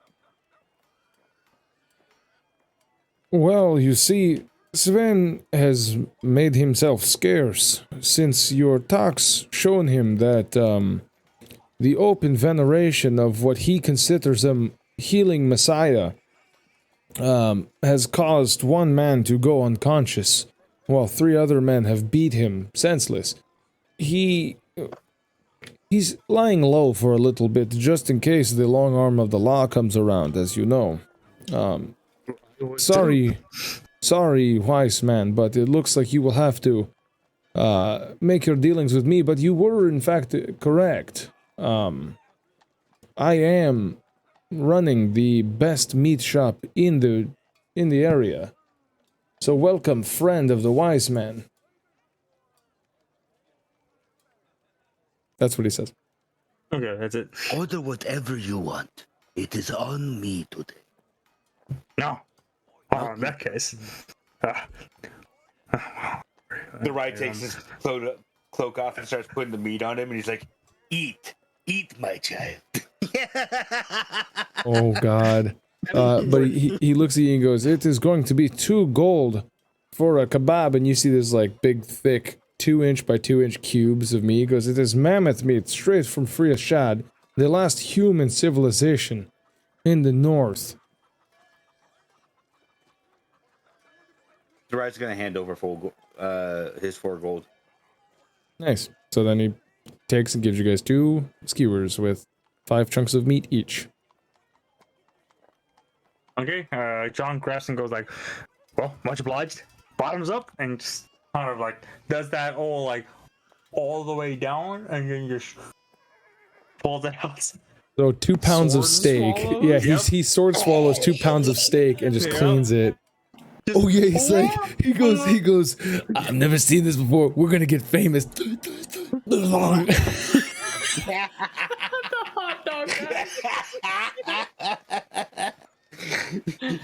Oh my fucking god. Okay, so you guys enjoy that. It is phenomenal. The meat is simple yet delicate. It is all of the things that you would, it is absolutely perfectly like roasted.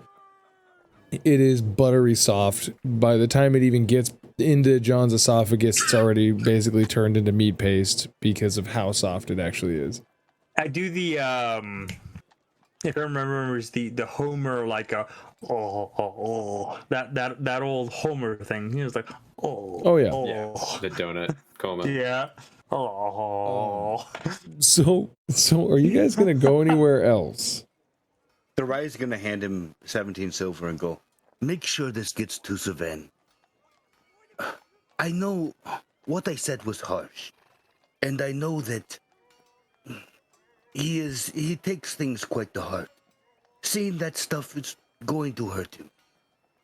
Please ensure that he is in good shape. I might be leaving town soon, but I want to make sure before I go he is well taken care of. Well, you see, we are a common people in the docks. After last night and today, it is not him you should be worried about. It is people who will consider his words a blasphemy of sorts. He has not relinquished his notions. He simply is guilty about what he had said. He still fully believes what he believes. If it is a sign of divinity coming back, then all bless it. But we cannot. Who are we to say what has been done? For all we know, the gods looked upon him for a moment while he touched the hand of a sledge. Either way, make sure the silver gets to him, please. Yes, of course. So, Therai, where are you going to lead John Ryder to next? You've led him to eat. Are you going to leave him there and walk back, or are you going to try to seek out? You originally came here to do some healing around, right? Are you going to continue to try to find people who need healing, or are you going to regroup, or what? What do you? What's Therai? Therai is going to lead. If John wants to follow Therai to do some healing, then so be it. But if John makes it clear, like, hey, I got to get some clothes first. Like, I ain't feeling too comfortable in these skivvies of mine. I assume then Therai's gonna take him to a clothes shop. Okay, well then, since he is on, you guys want to take a quick break here, real fast. Let Bruno come back real quick, and then we will pick it back up as we jump back into that area. The main way I was thinking of it is either Therai is going to go about his healing for like an hour or two with John trailing him, or if John would rather like go get clothes and go get weapons and stuff like that, Therai is going to lead him to the stores. Speaking of which, on the way, giving small healing. Doing a little bit of timekeeping, this whole thing that you've encountered has taken you You had previously said for everybody to meet back up at the Iron Golem in 2 hours from when you guys left, and it took you about an hour to get down to Dockside. Okay. Yeah, after the police station, all that stuff, it probably took a little bit longer than that. You're probably running up about the clock to where it should be about that time for you to start making your way back. I don't know if that has an impact on your plans or anything, but since that was something that you had set. We take him to go get some like better clothes than he has on. I assume it's whatever he wants, unless you're just like, you look poor and gross, I will take you. You know what I mean?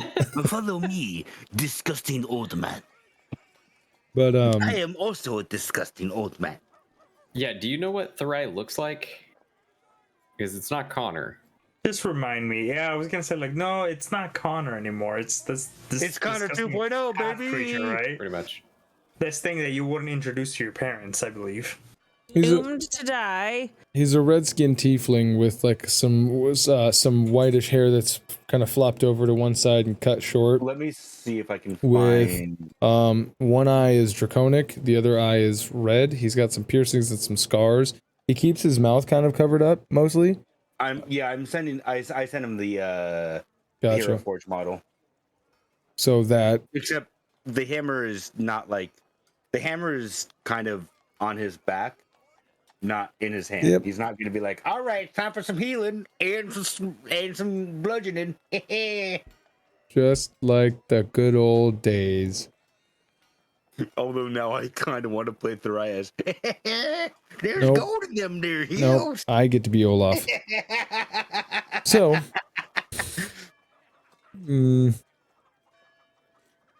I assume that John doesn't have a direction that he wants to go in, judging by it. But Therai, you do know that you need to go somewhere. Is he dressed in like? He's dressed in sailor wear. Okay. So it's not like he is trying to make it sound like he's in his skivvy. No. He's just in like he's got like he has clothes. Sea wear. Yeah. Okay. So again, basically what John is wearing is. Really, to make it simple, Jack Sparrow's clothing with just a little more armor, like at the knees, the joints, a little extra armor bits. But you can tell that his clothes haven't really been taken care of. Like out of game, he's been alive for over 150 years. Yeah. So at some point, he just really stopped giving a shit. Like obviously they're not full of holes, but you can tell, like, I feel like he's been wearing that same clothing for who knows how long. What race did you decide on? For me? Like I'm human, but what was that? It was the Reborn? Yeah, something? Reborn. Thank you. Cool. So, yeah, if he looks like he has clothes on, then Therai is just gonna... I have a meeting to go to with some of my other friends. If you would like to tag along, I'm sure they would not mind seeing a new face, but as well, they might also. I do not know. So again, he. So strange. Oh, you're not so normal yourself. So he asked me like to tag along with this whole healing thing, or to kind of do my own thing, right? No. We're retconning it so that it Okay. Hey, I'm gonna go to a meeting. If you want to tag along, come along. Oh, okay. So after he asks that, John's like, well, let's see. Look at the time. Be aware he has no watch. It's like, yeah, sure. I'll tag along. I got nothing else better to do right now. You're the only one that's been talking to me so nicely, so I appreciate that. I like to think it's just a tattoo that he like looks at it. It's just a Sharpie mark. It's at the sun. It's a watch. It's a watch tattoo that just says "on time" inside of the watch. I'm always on time. Oh, that's fucking awesome. I like the arrow pointing up. So he's. So you guys are gonna start making your way towards the Iron Golem. It looks like it's high noon right now. Yeah, Therai's gonna lead him towards Iron Golem. Perfect. If you need any wares, this craftsman is quite good with the forge, so he might be able to help you as well. If you need any. Gorgeous. Can I make a sword that can kill gods? Okay, I don't think he's a miracle worker. No. I see. You can't take back what you just said. You said he was really good. Now you tell me you can't. Come on. I said he was. Listen, I said he was good. I did not say, oh, he is the forge that goes. He is the best. No. I said he is good. Generations these days using words that meant something that means something else. What you say. So you guys begin making your way up north. Jesus Christ. You guys begin making your way up north by way of the, I assume you're going to take the lift back up and all that stuff, right? Yeah. Therai's gonna like on the lift. He's gonna be like, yes, that is where I have permanent residence. And that is another part of the docks. And that must be the ship you came on. But showing him, doing the points, doing the tour guide thing. You make your way up and you guys are on your journey. We're going to cut back over to Pickett's. The three of you guys are trying to exit stage left here real quick, and I believe you guys were on your way to the fortune teller. Yeah, we were gonna be looking, like, just having an eye out and seeing if she was in the last location. Okay. That Kaioken saw her in. Or Masenko. So, since Kaioken's leading, go ahead and roll me a D100. Don't fuck it up. Don't fuck it up, Kaioken. 12. Ooh. Actually, bag of holding. No. You actually find the tent. Yeah, it's not in the same spot, but as you're making your way down, it just catches your eye. It's like wedged between these two food carts back behind, kind of where an alleyway starts. And you go, oh, that's the one right there. Exactly. I've just been completely break step and like, that one. No, it's right there. Keksi gets extremely excited and like fast-paced walking in that direction. Okay, it is a very simple blue tent. Do you want to walk in? Yes. Hello? Stay outside. Okay, so Kaioken stays outside. Deus, are you going in too? Stay with the horse. If he tries to follow me, I'm gonna politely put my hand out, like, to please don't. If he sees that, then no. Yeah. But is there any place, like, is there any, like, alley or anything nearby, someplace where people can't see them? Are you gonna pull up Therai right now? What do you mean? No. So the last time that she was walking with somebody else, when she was walking with Therai, he was looking for an alleyway. He was like, "Oh, I need to find an alleyway." So she's But I was trying to heal.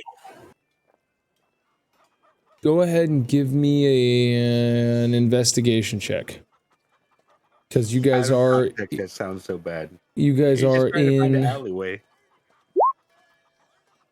Yeah, you find a spot. You find one. It's just like probably about, I don't know, 30 or 40 feet down. It seems closed off enough. So go. What? I gotta stay with the horse because, you know, it's got all this grain on it, and it's got 400 pounds of feed on it. She says, I'm gonna point at the alleyway. I think I'm gonna I'm gonna go over there and try to heal some of this damage. Oh yeah. Just be careful. Remember the noise that it makes when you're farting super loud. I'm like trying to like not. Deus. Preemptively, I need you to make me a D100. You want to roll high. Okay. So, you go over, and you're making your way to this alleyway. It's about 60 feet down. Nothing bad can happen today. As you make your way down to the alleyway, you feel as though you are probably pretty alone. What kind of healing do you want to do? I'm going to do lay on hands, but I want to know what that looks like. Have you ever used your lay on hands before? Yeah. Do you remember what it looked like before? Then I can remember my hand glowed. Then there you go. I'm going to put my hand under my breastplate. Okay. And lay on hands for 24 points. You have blind sight, right? Correct. Okay. You are back there. Initially, you're like, okay, I'm clear.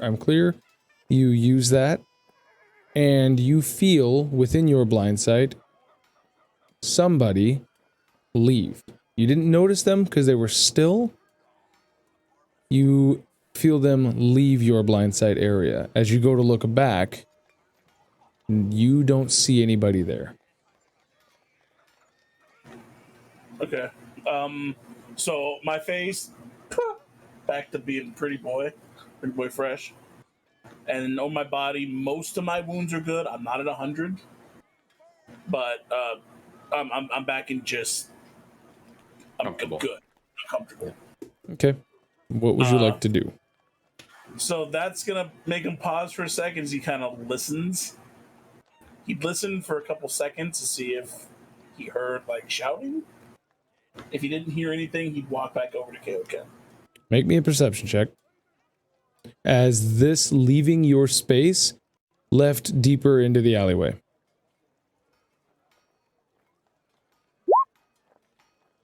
The clang of all of the city that's right outside it, like in this big street, is distracting in a way that makes it so you can't hear much. The only thing that you would hear is probably some rubble fall, as if someone were rushing past it. But you see no one. Further down the alley. Yes, further into the alleyway, and you see nothing.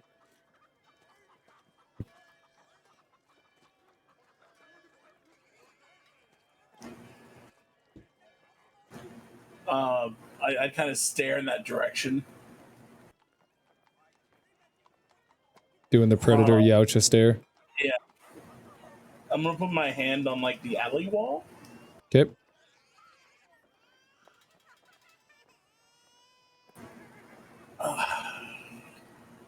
I'm gonna take out the pen that I got from the hotel.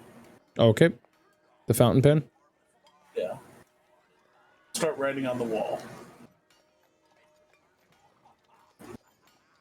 Alright. Can I not do that? Yeah. What do you? Sure, why not? Go for it. What are you writing? I'm gonna draw a symbol.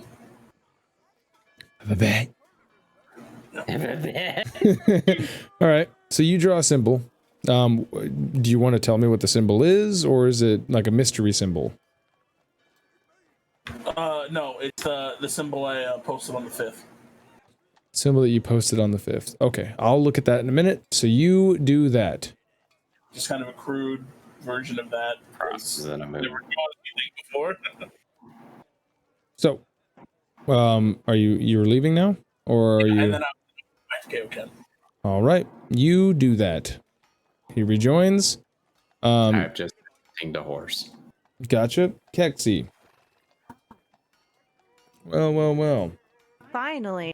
You enter the tent. Inside, there is an Yzma-looking old lady who is sitting. There's a bunch of pillows everywhere. And she says, you walk in and she goes, "Would you like your fortune read?" Yes, please. It will be 1 gold. I give her 2. Oh, thank you. You get 2 fortunes read. I would love 2 fortunes read, and I put my battle tome on the table. Your future shows you bad with money. Well, that is a mighty interesting book you have there. And it's very important to me. Cling tight to it then. There are sticky fingers about. I will. Thank you. Focus on the crystal ball. Focusing. Well, she begins to chant. And partway through the chant, she starts to get that triple resonation voice that you have seen your party members go through. You know she is spellcasting. As she does this, the sound kind of dampens in the outside. The sound of city and all of the hustle and the bustle as well comes down. You see, as you're focusing on this crystal ball, you see this inner glow start to happen, and she goes, "Well, peculiar. You have traveled far, have you not?" Yes, that is correct. Silence, this is rhetorical. You have traveled far. You are torn between wanting to find out more about this place and to fix your home, I see. Interesting. Well, for you to find the fix for the past, you have to continue towards the future. There, you will come in contact with one who will understand your plight and be able to help you. Not one that you know of, one that you have yet to know. Be quick in your actions, as your companions likely will get hasty. And in their haste, they will undo everything that you are working towards.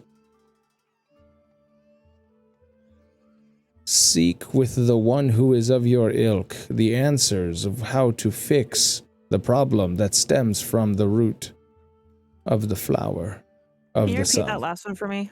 Yeah. Says to seek the one who has the knowledge, who is of your ilk, in order to repair the home of the flower of the sun.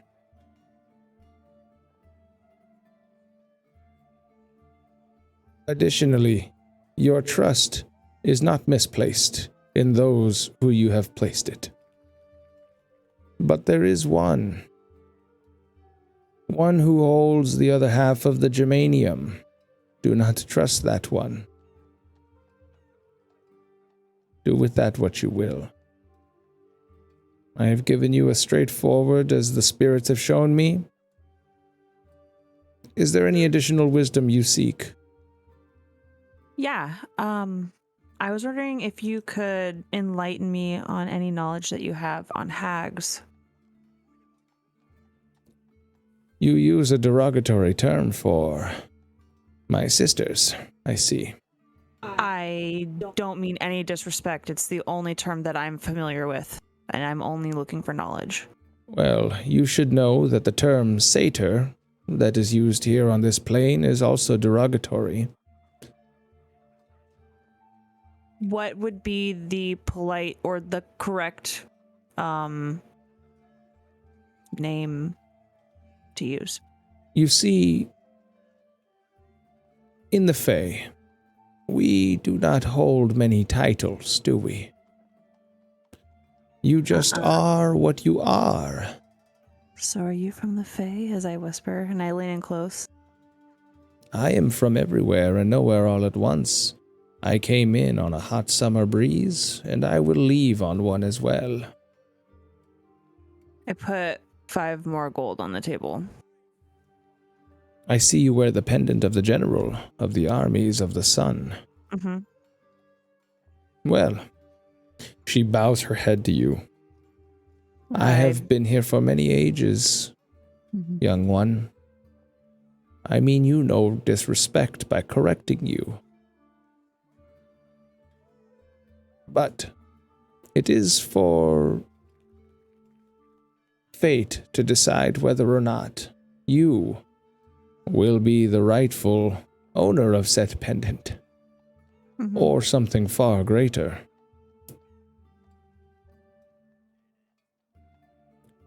Wish you the throne? Not of summer, but of Fae. Like, what's the center? Is Celeste, what's the center called? Notes you should have taken. Cendrian. I started with I'm C. messing with you. Shut up. Shut up. I have it somewhere. She's getting all grumpy and whatnot. Cendrian. I sent Cendrian, and I like whisper as I am close. She says nothing. She doesn't even move. Mm. The throne remains ever empty. All 4 courts all vie for it constantly, but only one so removed stands a chance. Mm. If you would like, one of my sisters you will meet soon. Please. Seek from her more answers, as she is more fresh to the realm. Would there be a name for your sister, or Too much and fate will change. Understandable. You must walk your path. That's it. You must walk your path. Now pull the lever. As she says that, I stand up and I walk. She nods. She goes, remember what I said. Every word. Every word. In order for me to do that, I'll have to review this portion when it gets uploaded so I can write down everything word for word, because I only wrote bits and pieces because you were going too fast. Same. Well, 2 ears, 1 mouth. Still not enough. Well, Okay. technically 8 ears, but you know. But yeah, so you leave.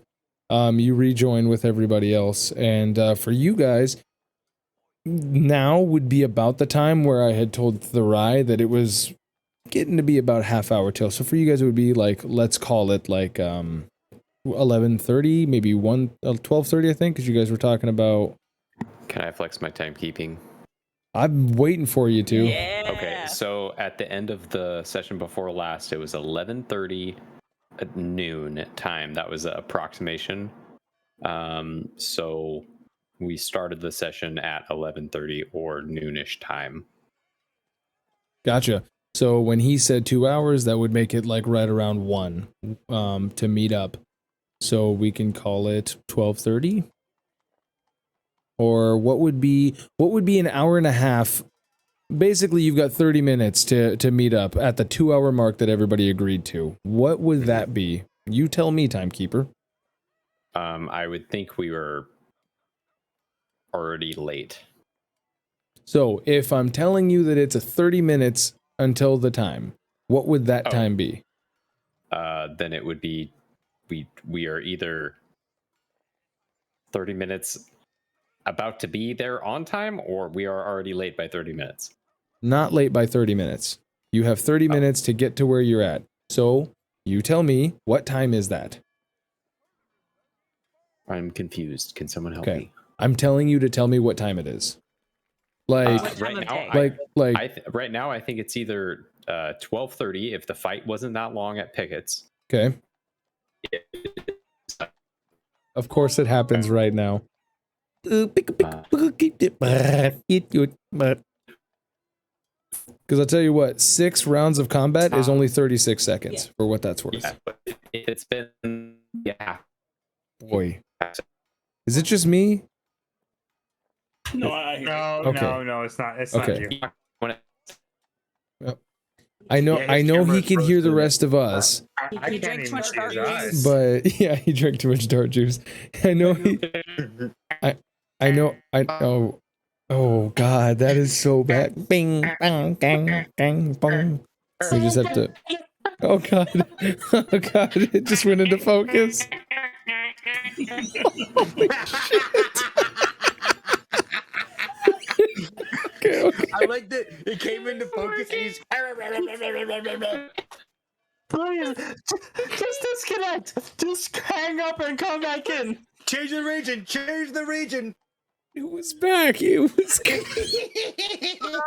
right now. Oh my god, dude, I'm laughing so fucking hard because I can see your guys' reactions. You sound like the Mars. You heard about that? What the fuck is going on?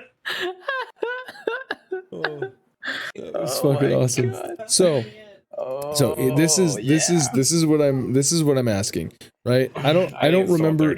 Okay, 12:30, which means that you guys have until 1:00 p.m. to get there. So Okay. that is the time schedule that everybody is now on. 1:00 to get to the Iron Golem. Therai, it would have been about 12:30 anyways. So that is the time that we have to get there. A half hour to race, which means that for Therai, it's going to be a race to get there. Because if you want to be on time and not late, then you're going to have to double time it once you get up the lift. For the rest of you guys, now that you have traveled that distance, it is going to be about 30 minutes. You guys should both be arriving right about the same time.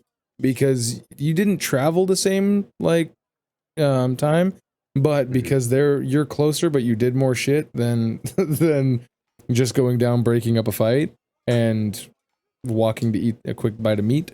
You guys, all of you, arrive at the Iron Golem right around the same time.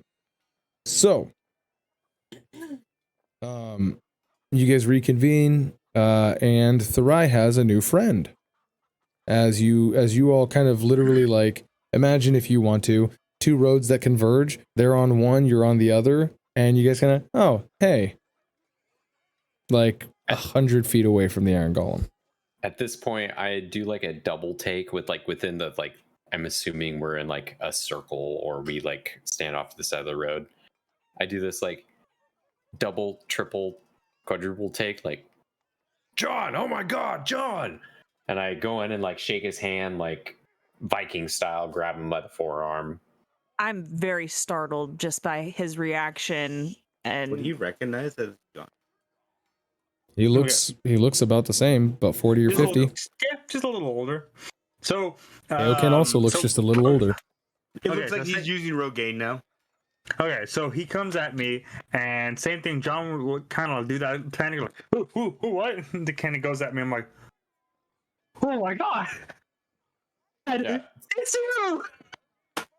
So Kaioken lights up and is still holding his arm, goes in with the hug, and all right, where is it? Where is it? Where is it? John, where is it? And then just kind of ooh. Where's my dinosaur, John? Oh, no, hold on, big man. Hold on. You told me you wouldn't show yourself until you brought me a dinosaur. You see my face is all fucking bloody and shit. No, hold on, big man. Where's my fucking dinosaur? Hold on. No, hold on. Hear me out. Cunts got me, okay? My crew, they fucked me over, okay? I had the dinosaur, but they killed it. They killed the dinosaur. I'm sorry. You said you would bring me a Paleosaurus or a Stegiosaurus, and I don't see it anywhere. Where is it, John? And I squeeze his arm harder. I will bring you a Tyrannosaurus. They killed it. Those bastards. Real quick, is that a lie? Oh, it's a lie. Okay. Oh, yeah, I definitely me, Kaioken, give me an insight. John, go ahead and give me a deception. I need to see. 10. Oh no, you gotta deceive past a 10. It's like the good old days. Bam.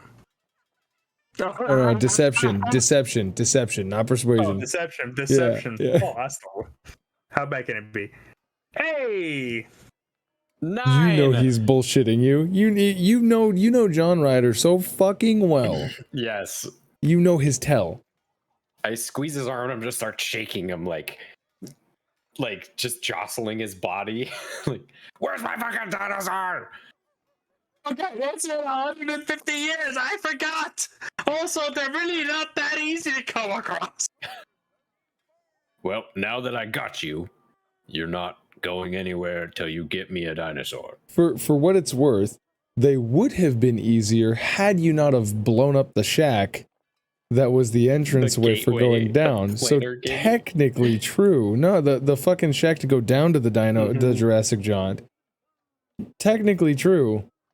But Deus, Therai, how do you guys react to this sudden like rekindling of this friendship that you guys, I don't know if you guys have even seen this sort of excitement out of Kaioken yet.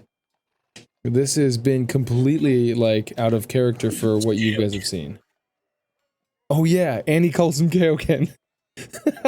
And Deus would not have been there for when Grimtooth and Olaf said Kaioken.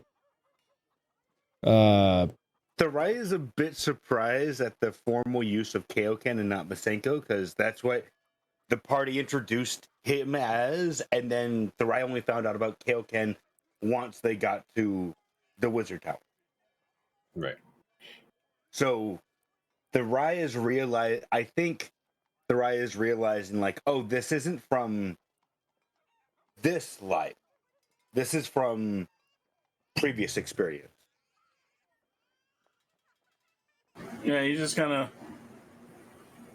Yeah, I'm guessing you guys know each other, Masenko? As I bring him back in for another hug, and I kind of like tuffle his hair. I'm like, oh, it's okay. I missed you. Buddy, everything's fucked up. And as he like starts to like tear up, like, everything's bad. I need your help. John will also start tearing up. Dude, you have destroyed that fucking Yeti mic. There is no way that is the same mic. You just peaked like 8 or 9 times, right? I can understand what you're saying, but it was peaking pretty hard. Holy shit. Really? I barely even used this for a while now. And they got a new one.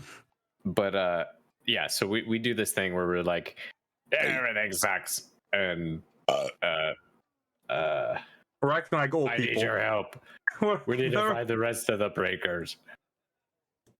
Wait, what do you mean? What do you mean, breakers? What's going on? How are you speaking so eloquently? It's been a long time, John. I got married. I had a child. And they're taking me. I need your help. Me too. Well, except the child part, but I've been married several times. I can't get into it now. Yeah, you always said that, and then you went and fucked random ladies. I remember. You're a professional lover of ladies. I try my best. No, seriously, I have been married multiple times. They might still be looking for me, but again, that's another story for another time. We need each other more than ever, my friends. Let me introduce you to the rest of my party. This is Keksi. She's the best. She's like, do you remember Celia? She was like super dangerous. Remember, she's just like her. Don't fuck with her. Here we go. Okay, here we go. So, okay, give me a minute. So, I look at Keksi dead in the eye. That's when the Sanji hearts just start coming about, going, oh god. She's a goat, man. A female's a female. Oh no, I know that look. She's taken, my friend, by Deus. Here, let me introduce you. Hold on. What? It's going out the air like, mademoiselle, how are you today? I am Lejean Rider. And I like kind of grab a little dead rose from my chest, from my jacket. Real fast, Keksi. This guy that you just met refers to himself as John Ryder. I'm taken back by his actions and how he's talking, and then the name hits me like a fucking brick, and I look at Kaioken. Therai is also taken aback because he did not know that Deus and Keksi were a thing. So this is all news to him. We'll get to that in a minute. Yeah, there's a lot happening. Keksi goes to grab the rose from John Ryder, but instead grabs his wrist and brings him in really fucking close. And like, too fast, I see you. Is like shoulder to shoulder, like, are you? And she whispers to him, like, "Are you really fucking John Ryder?" Then you see the kind of like the hearts go away, and then we go to serious mode, going, "Yes, I am." You need to be very careful when you say your name around here. And she lets go and takes a step back and looks back at Kaioken like. At this point, I'm reading her, and I feel like I got a pretty good grasp. I'm like, just fucking dead arm, John. Like, you killed Sunax. Why the fuck? You dick. We need him right now. Specifically right now. Now, hold on.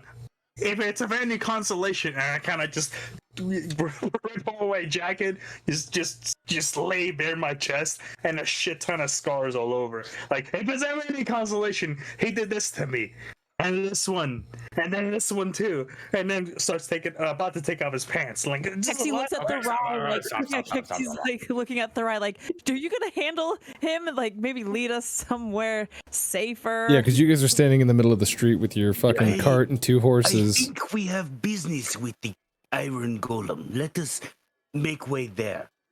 Oh yeah, we got another problem. As for your party reunion, as it seems to be, there are questions I wish to know, but later.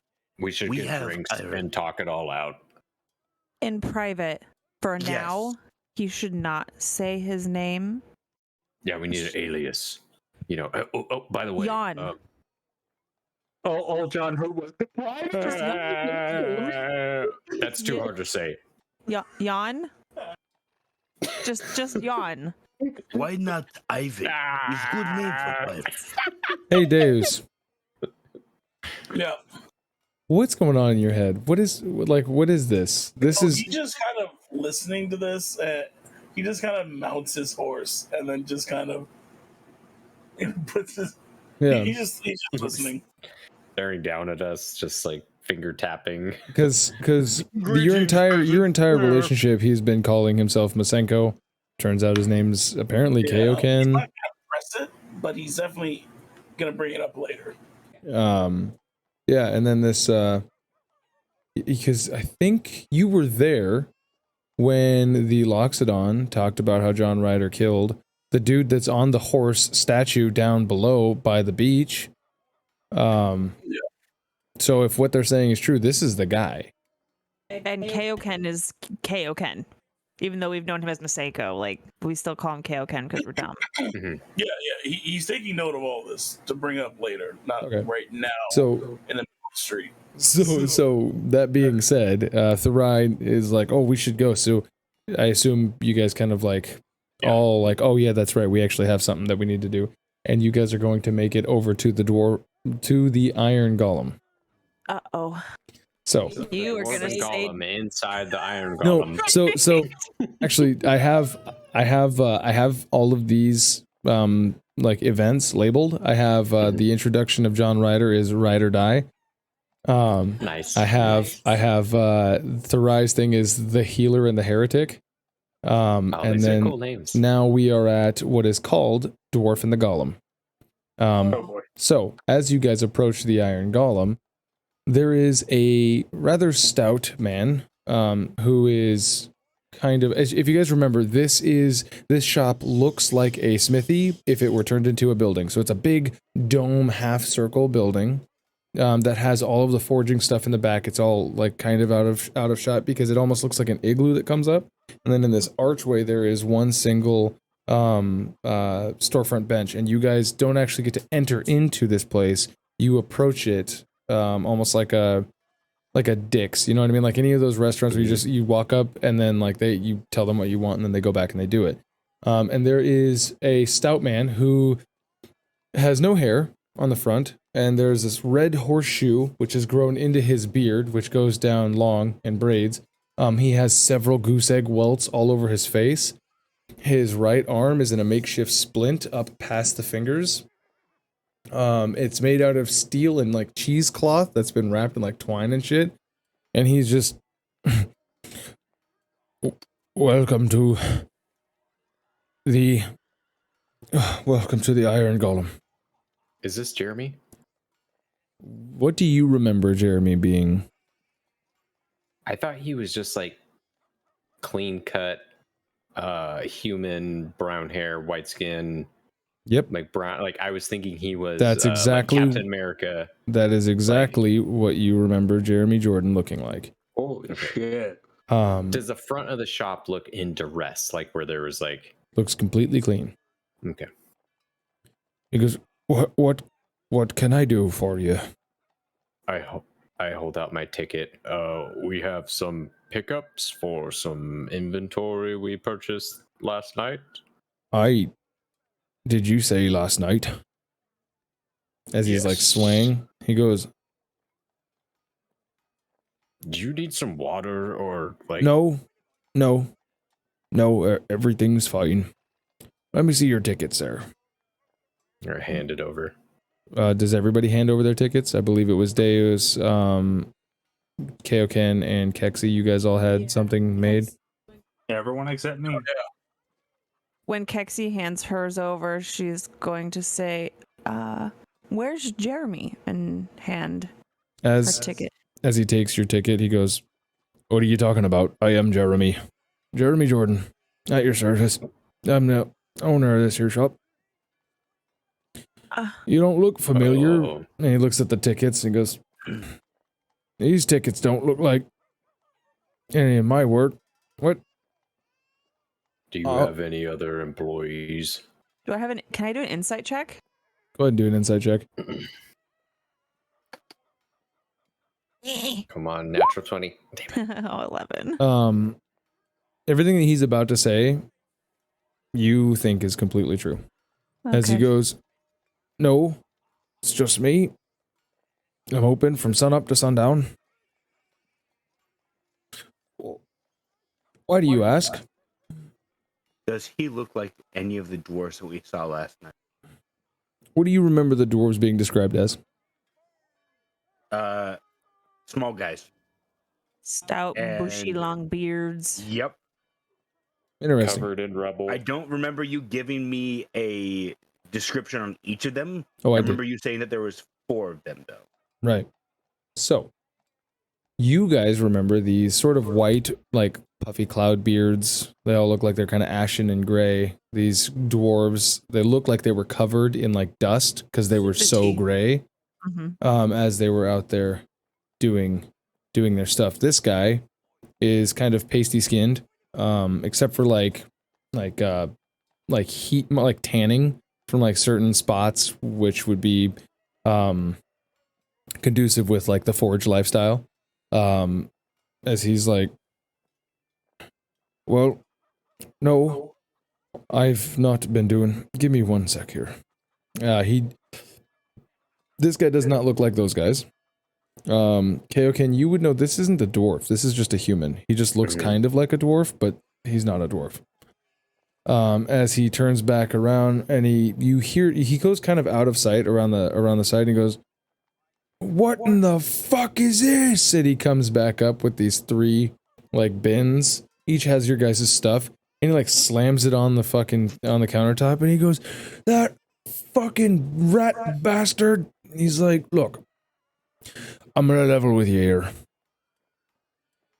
I don't know who the fuck you gave money to, but he wasn't a fucking employee of this. You know, I'll tell you, you got your fucking equipment here. This piece of shit Maury has been coming in about once a month and opening shop while I've been asleep. Now, last time I thought I gave him what for, but apparently he hasn't learned his lesson. And I'll tell you what. If he's the reason why them sons of bitches came in and worked me over, I'll wring his fucking neck. And he goes, here, take your fucking tickets, take your fucking equipment, and you ought to know, as he like pulls out the shield and Deus, that image that you sent, the one of the shield and then the one of the sword, Yeah. you get exactly that. The thing that he said he would not be able to do. He goes, this is 2 months worth of work here and a whole crew of craftsmen. What in the fuck did he do? He goes, it's amazing. This may very well be the finest piece of artwork I've ever seen. It should have cost you a lot more. He looks at the ticket. It should have cost you thousands of gold pieces. It probably would have cost you what the value of this entire shop is. And yet you just got away with it for 250 gold and 125 silver. Great. He goes, take your fucking shield and your sword and get the fuck out of here. He looks at Kaioken, your club, and he goes, do you see this here? Do you even understand what you're fucking looking at? No, can you explain it to me? This right here should have cost easily about 1,200 gold.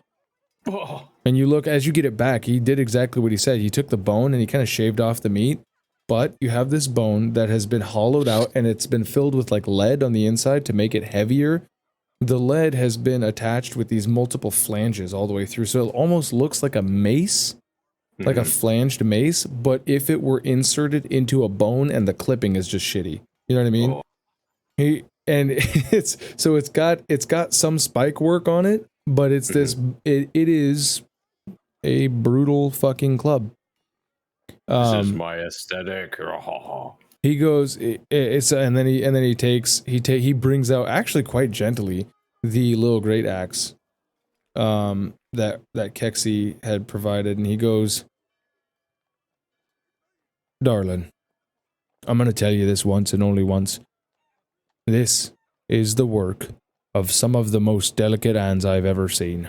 And you look at it, and this looks like an actual sunflower that looks as if it were made out of gold.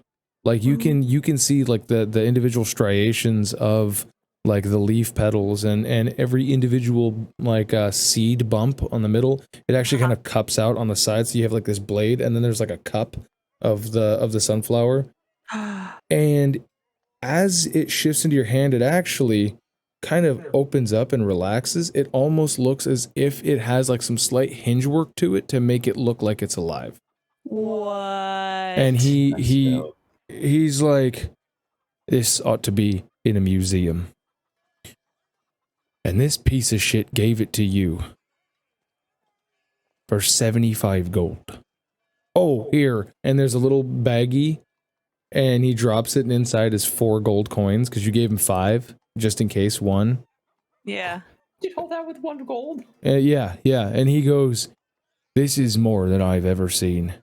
And I'll tell you one thing. You won't be getting the deal again from this shop. As he did it. You said Maury did this? Right, Maury. That's what he told me his name was. I caught him in here once about 6 months ago, giving away the work for free. I'm supposed to make a profit here. And instead, he's giving it away at cost of materials. Well, I'll tell you what. Not gonna have this. Trying to think of what a local folk hero would be that isn't Robin Hood, but he makes the equivalent of a Robin Hood coming in here and taking up all of my good hard-earned materials and putting it out without giving me a profit. And he's like fucked up as he's doing this. He's like, I'll bet you that rat bastard traded it for them fucking dwarves. God damn it. Is that why you're so hurt? The Maury or the dwarves? The fucking dwarves. Oh. 4 of those grumbly sons of bitches came in here. Didn't even see him. Did you know that dwarves can be as big as you? I'd never seen that in my life. I always heard they were short, squat fuckers like myself. But didn't even know they were in the shop until I opened it up. And there they were. Big as mountains. They worked me over real good, damn near killed me, and they took my hand. You look, and he's got just like blood all over in his hand, like the end of the cast, and he's like, these things were massive. And they had these fucking, all I remember was turning around and seeing these 4 huge oaken figures. And they just smashed me to bits. Have you ever heard of a dwarf what was tall like a mountain man? Would I know that? Because now I'm thinking they're not. I am thinking. So nobody's ever described them to Kaioken.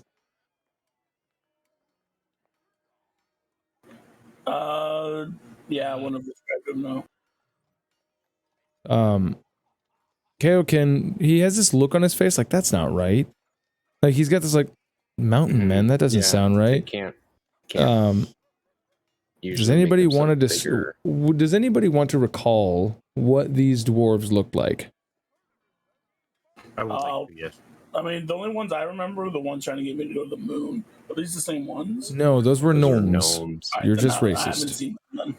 Therai and myself were the ones that came in contact with the dwarves. Well, actually, Deus did too, because they were like, "You look like an adventurer. What's going to be manipulated for money?" He was like, "I can help you if you want." And then they were, they were the moon guys. No, the dwarves gave you the dwarves gave you the pamphlet, or the gnomes gave you the pamphlet to go to the moon. He was like, "Ye adventurers who are experiencing," but the other one, you were like, "I can help you." He was like, "Get the fuck out of here if you're not in it for money and glory and fame." It's like he painted it to be like an epic quest. Both of you guys, well, actually, all three of you guys can give me a history check. As you guys see Kaioken, like, what? That doesn't sound right. Oh shit! Oh shit! A natural 20 for a 19. Oh shit! Okay, so, Christ. Deus, you can too if you want. But which one am I rolling? You're rolling history. So, Kaioken, your history check doesn't count because you automatically know this. But Deus and Therai, you guys are like, I don't know, they were short. Something. Keksi describes them as short, gray and ashen in color with these great big puffy white or grayish beards. And they were kind of blustery. They look kind of filthy and really stinky. Kaioken, without even rolling, you automatically know those aren't dwarves. Duergar. Those are Duergar. But they came in on dwarvish wagons, talking about bringing people back to the Estrian Mountains, and you know that dwarves live in the Estrian Mountains. Mm-hmm. You had about half of them come with you to Mount Acerin to build the citadel that is now your kingdom home, or once was. And you know the history, the animosity, the enmity of Duergar and dwarves in the mountains. After Keksi describes this, would you say anything? Yeah, I totally. If Jeremy, those weren't dwarves. There's something different, but they're similar. They are, from what I understand, from my knowledge, they are slavers. They are Cretans. They are... Deus, give me an investigation check. Jeremy, I'm going to do something for free since we got work for free. I'm going to find them. And I'll deal with it. Keksi looks over. I'm sorry they came to you. Oh, that's it. Keksi just to look at Kaioken, like, because his demeanor is very much changed to something extremely serious.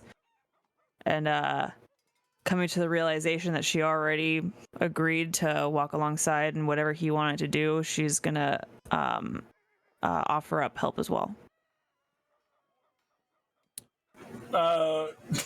Deus is just gonna look at the shopkeep. Hey, do you know someone who could engrave onto armor?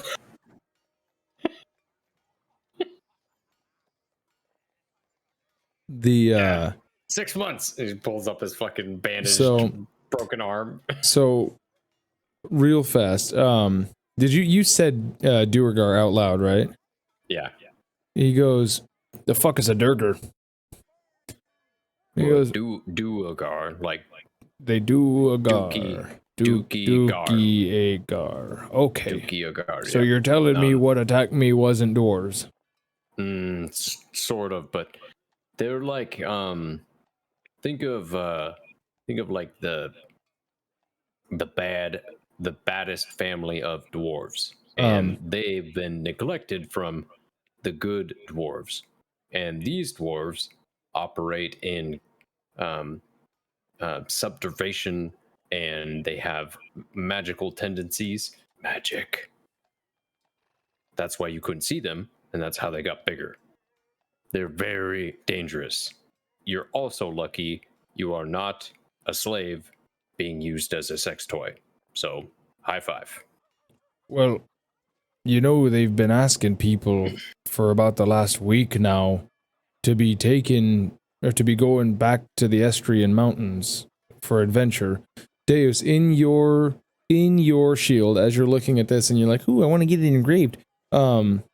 My armor. Oh, gotcha. So as you're looking at your shield, you're like, ooh, look at all of this fine blah blah blah, as you just handed it to. There is a little note slipped into where the sword kind of pinches into the scabbard.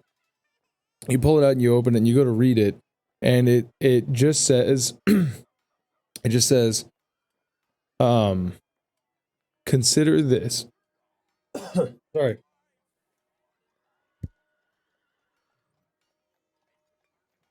Okay, dry spot. Says, consider this payment in advance for helping my children.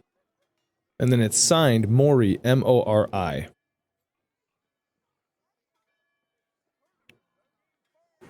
Now, over to Kaioken. He goes, how dangerous are we talking here? Well, they didn't kill you. Do you have any idea of why they would want to? Did they steal anything? Did they take anything from you? Like your stock? Well, it's kind of hard. It's kind of hard to know, what with me only waking up about an hour ago, and losing big swaths of time on account of getting me fucking head beaten. And he screams that. He's like, no, I didn't know what they stole. What in the fuck is this? Well, all right. So most of the things are on the shelves, right? So they didn't take any of your like nice stuff. So. No, they told me that I were here for what I had took, and I didn't take nothing. Where does Mori live? I don't fucking know. He's a street urchin. He just cleans himself up on the way in. I guess. Wondering if Mori took something.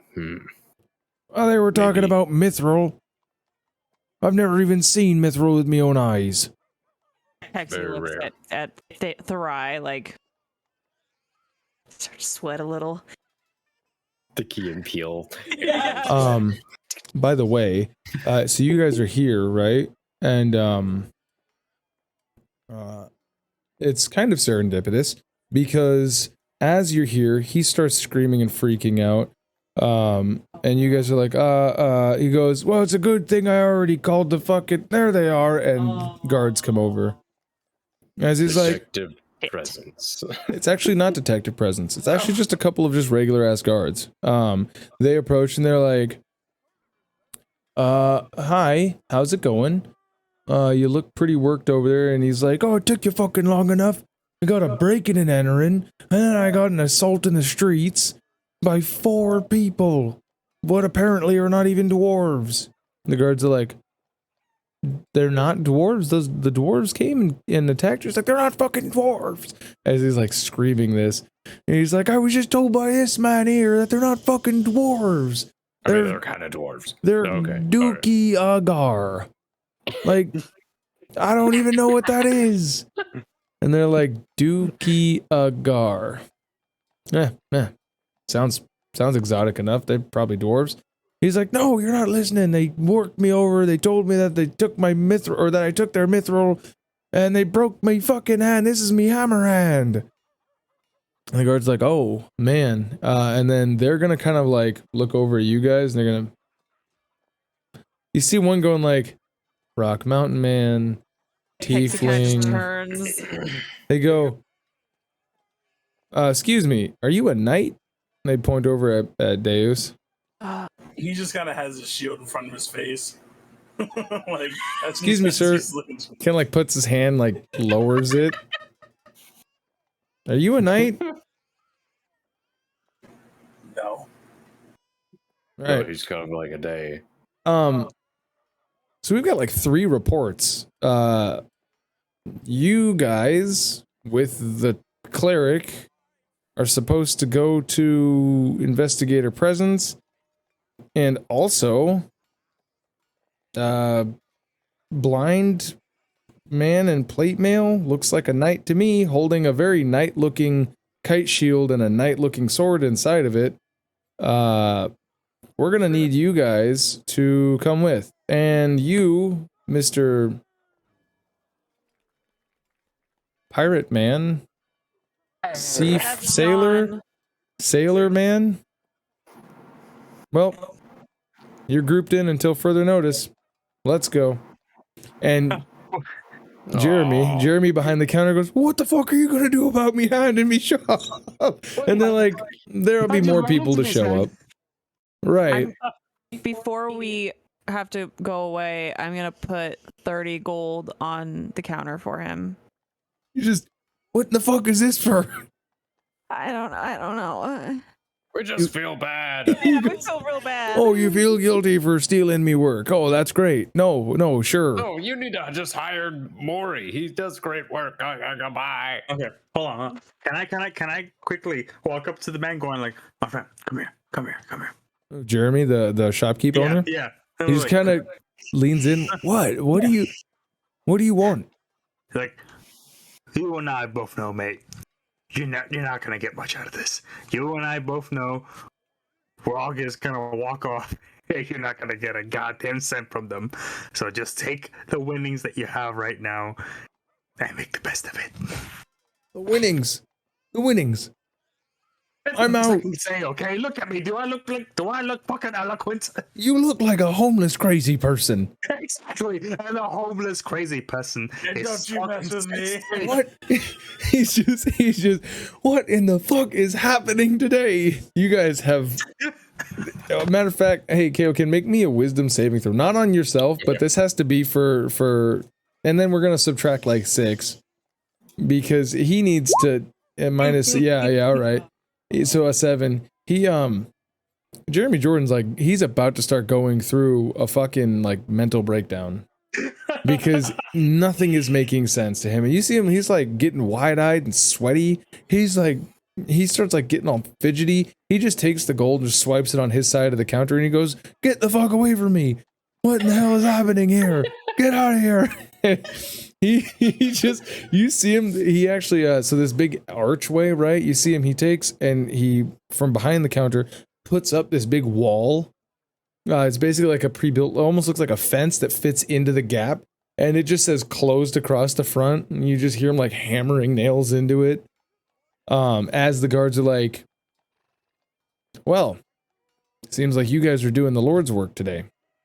Let's go to presence." Sleep and rum, mate. Sleep and rum are your best friend. Because we got. Excuse me? Yes, Mr. Knight. Do you really think I look like a knight? Yes. Thank you. Of course. Because if you guys remember, knight is like what his first main goal was, is to reach knight status. Right. They're like, "Yep, all right. We're gonna go. We gotta go take you guys to investigator presence. He has requested an interview with all of you. I believe, Mr. Priest, you already met him today, right?" Yes, I have met him, but so now all of you guys now know that Therai went to an interview with presence. As he goes, "All right, well, let's go." You guys are actually being like kind of like 3 guards, so one on either side of your like group, and then one on the back. Yep. So I'm equip my new stuff. Nice. You're gonna equip your shield and your sword. Yep, and my swords and my shield. So both in one. so you're like strapping on your shield, and they're like, "Hey, are you getting ready to fight us right now, or?" No. Sure, calm the fuck down. Because after the bloodbath that happened at Dockside on account of reports of a blind knight, healing people, you're making me a little nervous. Because of the fighting. Okay. Yeah, the fighting that happened on account the of healing made you nervous that I would fight. Well, it does. Did Deus just admit to healing? No, all he said was that the healing I healed. Well, all things considered, a fight broke out because of healing. So yes, that also would make me just as nervous as you equipping yourself with armaments. Please. And you can tell they're not wearing like crazy armor or anything like that. I was already equipped though, just with my old armaments. Right. And now that there's like all this change, as you guys are walking, they're still leading you guys. They're like, yeah, the changing of the hands and all this stuff, like quick movements. I don't know if you've ever been stabbed by a thief before, but it's usually fast hands and then it comes out of nowhere. So it's like you look at this hand and then they stab you with this hand. It's pretty scary. I got a stab wound. Dockside's rough. Indeed it is. Hey man, it comes with the job. But so they lead you guys. It takes probably about a good 20-30 minutes to walk over to where Presence is. You guys all have to pass by the Arcane Eye headquarters, and as you guys are all out there, as you guys are crossing, you see the door open and like almost hurriedly, Olaf and Xixis, who you guys remember being Absalom last you saw him, go out there with pipe tobacco and they start like really quickly. Yeah, we're coming. Actually, yes. They legitimately do. And Therai, you would remember the last time you were walking past, exactly. They were standing outside, and Olaf even went, and then. Yeah, Therai's. You're cutting it a bit close, boys. And Olaf goes, well, we're not the ones fighting in the streets and shit, blowing our covers and whatnot. We're just a couple of crazy mystics. And Absalom's like, oh yes, and we don't have a second person living inside of our bodies. Oh, as they're walking past, and the guards are just like, these fucking crackpots. What is it? Like, is it a full moon? Oh no, the moon's broken. Never mind. That was the strangest thing I've ever heard. Yeah, you're right. Yeah. All right. Must be because the moon's broken. So they take you guys up to Presence's like area, and Presence is up there, and he's like, well, looks like we get to have us a little sit down. I've already met Therai over here on private terms, but here's what's gonna happen. You guys are all like, basically like you're walking in, he's at a desk like in a far corner, and he's just like, as you guys are walking in, he's just talking to you guys across as you guys are making your way through like the bullpens or whatever. And he's like, grab some chairs, and you see like a couple of people grab like 5 chairs. And he looks at John, and he's like, who are you? I kind of look at, I'll kind of do a quick like. Keksi goes, Yawn. I am Yawn Macintosh. It was a 50-50 there. He said yawn, and the other 50 was he would say your worst fucking nightmare. Make me a deception check. I am Yawn Macintosh. Make me a deception check. Can you hold this? And it's a pin for a Yeah, right. Yeah, that's exactly what it is. Deception? Yeah, deception, please. Hold on. Every time he says his name from now on, the entire party just Oh god. He goes, man. I don't know what it is about new people in this fucking city thinking that they can just lie to me, but get the fuck out of here. And Jan Macintosh, if you cause any problems in my city, you're just gonna go and there's like holding cells like right over like 20 feet behind him. He goes, you'll go there for about a day and then we'll just hang you because you've already lied to a cop. So go ahead, out. It's not exactly lying if I am not allowed to say my name. Why would you not be allowed to say your name? Apparently it's a name very obscene-ish. My parents, they weren't common folk. They didn't have common sense. What's your name? I can't say. It's very disgusting. Deception check. His butt face McFuck sex. He's like,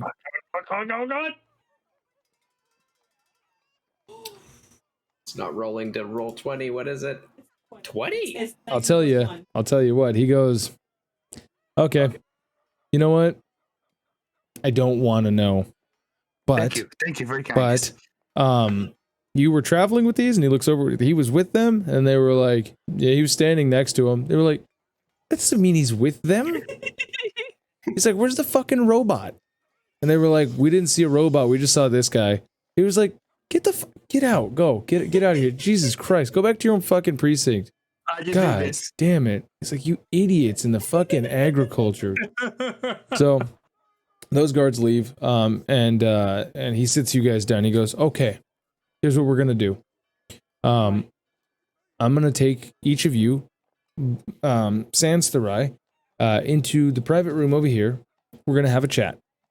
And then I'm going to compile notes, and then we'll figure out where we go from here. Because right now there is a whole lot of excitement going on, and a whole lot of not telling the truth going on, and even some, Kyle's got a visitor, even some of, well, we'll get to that part. And so he sits everybody down. 1, 2, 3, 4. Dan, go ahead and roll me a d4. D4. D4. Is it better if I do it on D&D Beyond or roll 20? D&D Beyond for me and for the overlay. 3. All right, 1, 2, 3. Kaioken, you're first. So here's what we're gonna do, everybody. Me and Kaioken are gonna go into the DM Shop Talk voice chat. Ooh. Huh? Bye. Yes, it would be preferable. What the fuck? And then the rest of you guys can sweat here. Okay. So, cameras up, boyo. Oh, yeah. Kaioken. You and him, you and Presence, that you go up and you walk over to. There's literally, it's like a room that's built in to like, you're in what I described as like a ranger tower. So it's completely open all the way around. There's just like a bunch of desks and shit, but there is one like room that looks like it's been like framed in and shit in the corner. And it's like about 10 feet long by about 8 feet wide, right? You go inside of there and there's 2 chairs. There's no table. There's no nothing. There's just 2 chairs. And Presence sits, points to a chair. You take a seat and he goes, oh boy. We've got some developments, Masenko. Now, I had a little bit of time between when you weren't where you guys said you would be and now to do my research, because like a good investigator, I want to make sure that I know exactly what I'm getting myself into. You said that your family name is Kolta, right? Yes, that's correct. Interestingly enough, we did have one hit in our records, but it's like a century and a half old. Probably a little bit longer than that. Any relationship to the late great Kaioken, Fatebringer Kolta? Maybe. So there was like some, it's the same bloodline, from the same area, so could right. be, could be. So here's wait. Okay, good. I'm just making sure she's muted so they can't hear me. He goes, so you have a history, your family line has a history of causing problems and doing time in this town. That's interesting. It's very interesting. Because what do you know? Here we are again with you telling me that a man walked up to your group and said, "Ooga booga booga, I hate you," attacked the blind knight, and then went poof. Now, here's the question that I have for you. One, I have 8 eyes that can see 2 people fighting.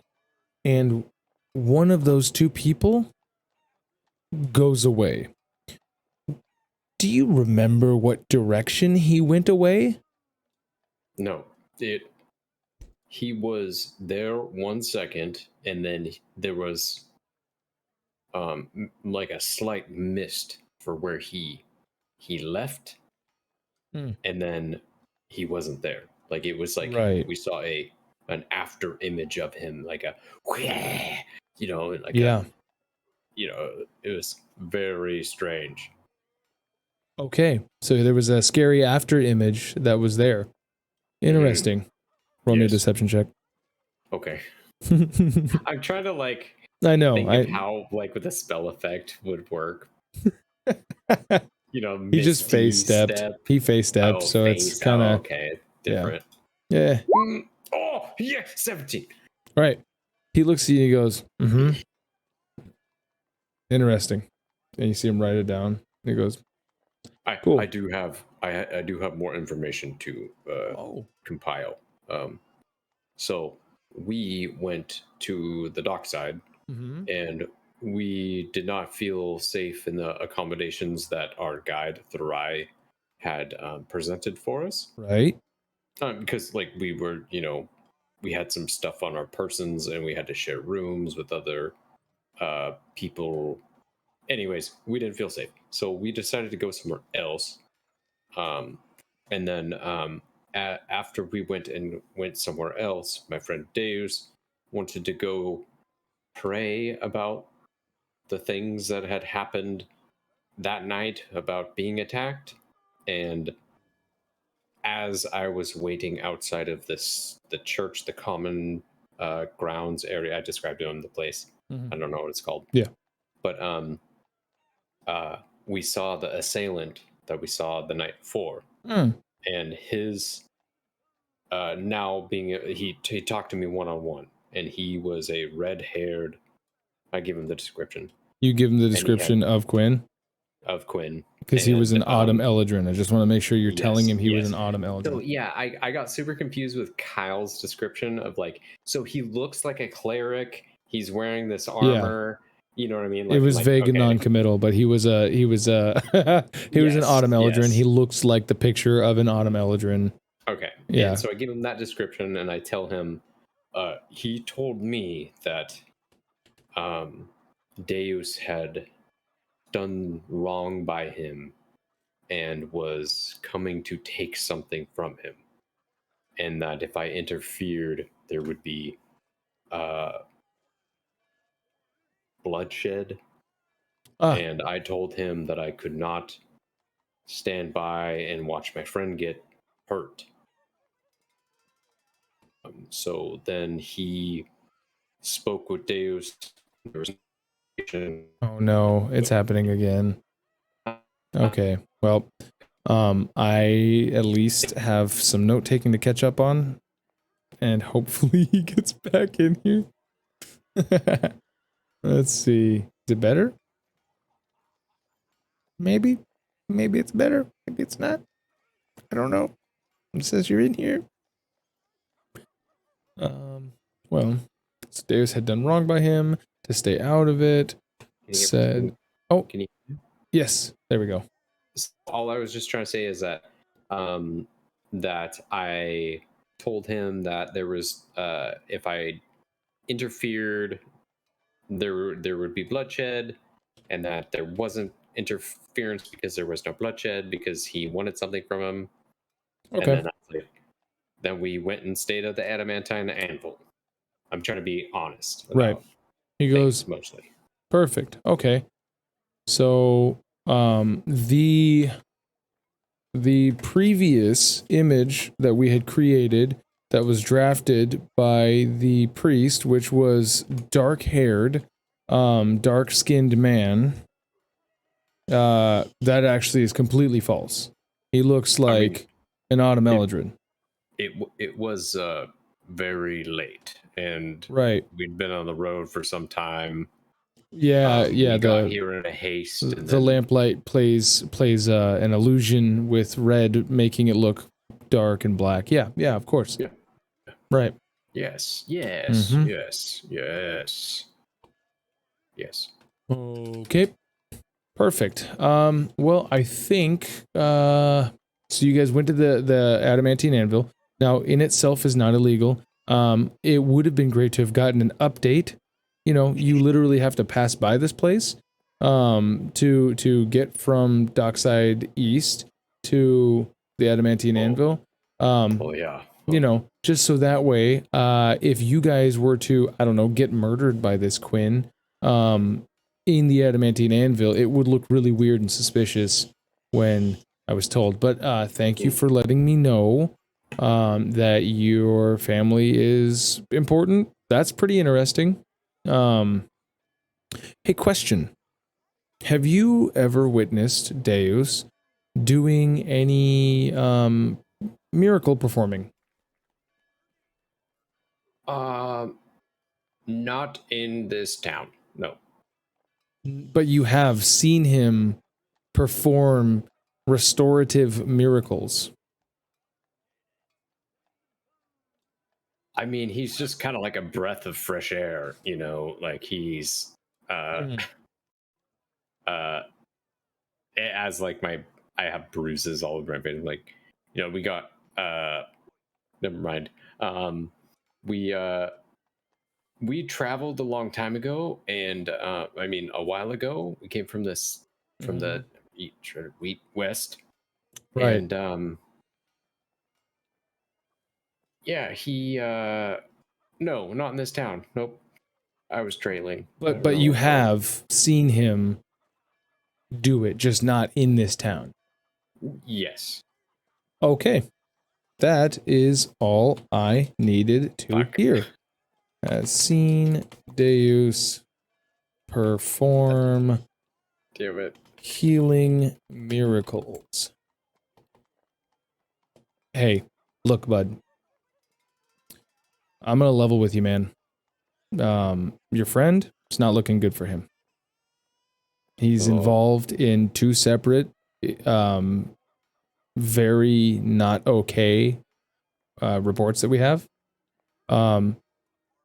One, he either advertently or inadvertently started a riot down at Dockside twice, causing one man to be knocked unconscious this afternoon. He was bludgeoned by 3 other men. Now,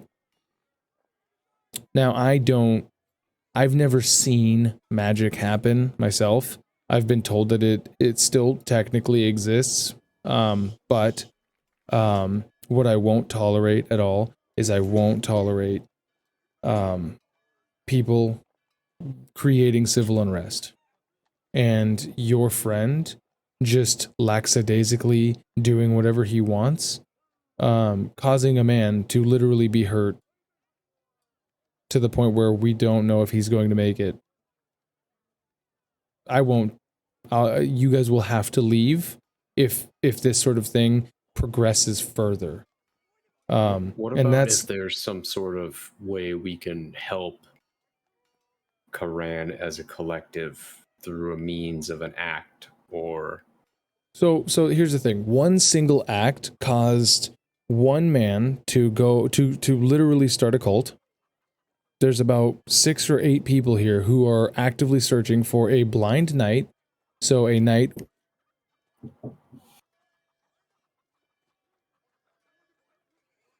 I think you're muted. No, they literally want pieces of this blind knight with wraps around his eyes and blood coming out. They've started to think that maybe if they eat his flesh, that they will gain some of his divinity. Oh, that makes sense. Right. Yep. That's what some people say, is that makes sense. What doesn't make sense is that they are going to be going after homeless people and other people who say that it's bullshit. So here's the problem that your friends have caused immediately is you've sent the cops on a wild goose chase while doing miracles in the poor districts where people have no hope. And you've given them hope, and it's turned them into a cult of cannibalistic cultists. So, I'm going to continue this, and then we'll see how severe this situation is, and I don't know what the Magisters are going to say from this point. But let's go ahead and go back out. Okay.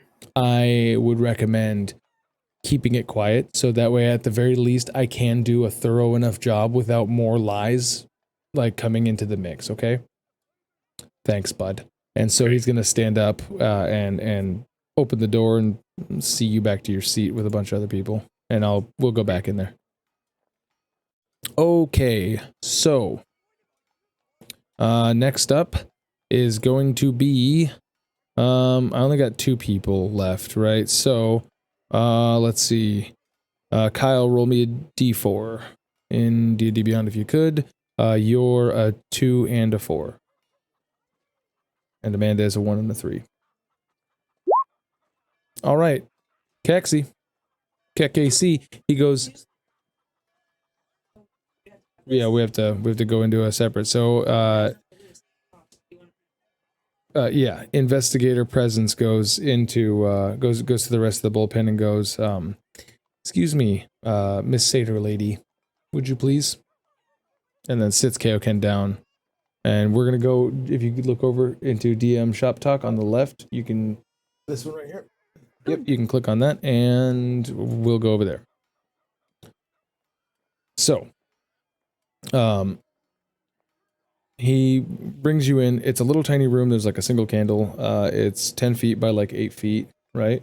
Oh, here, I can put my camera on if you want to look at your screen or something. I don't know. She's right next to me. So he sits you down and he goes, hi, your name was Keksi, right?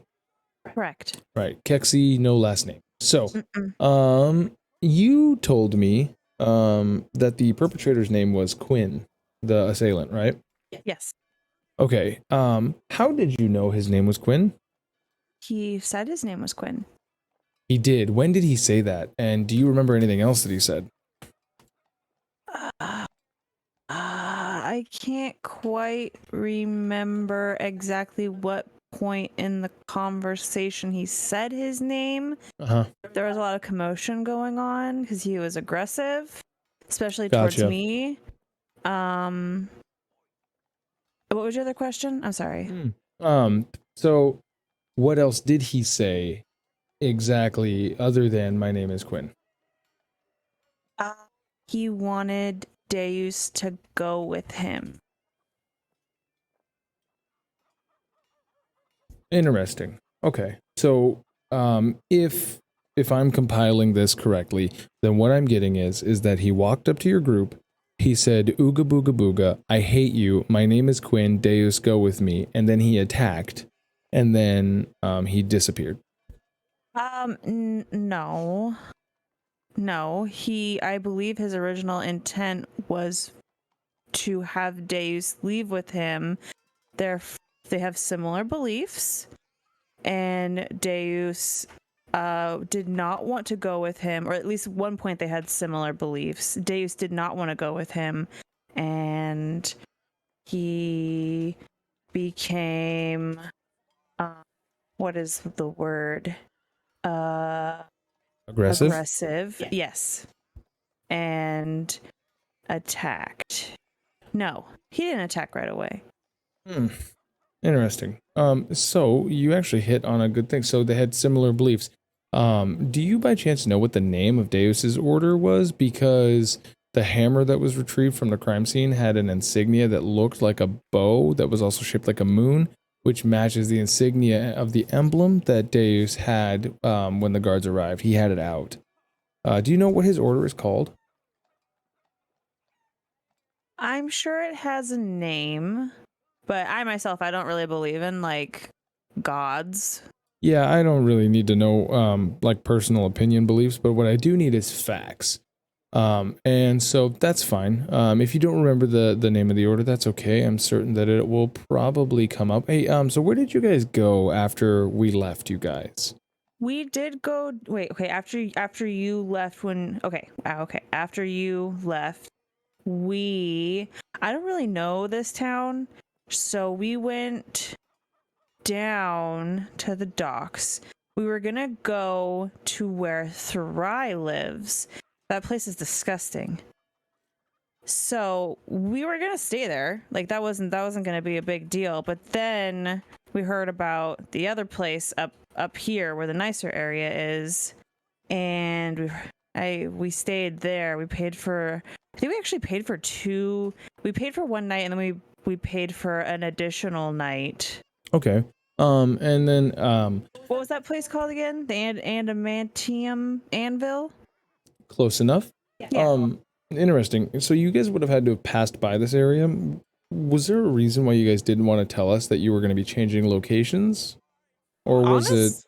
Honestly, for me, I'm glad that you asked that because I've never really gotten in trouble with the law before, so I personally didn't even think to tell you. It didn't even come up in my mind. I don't know. I don't have an excuse for it.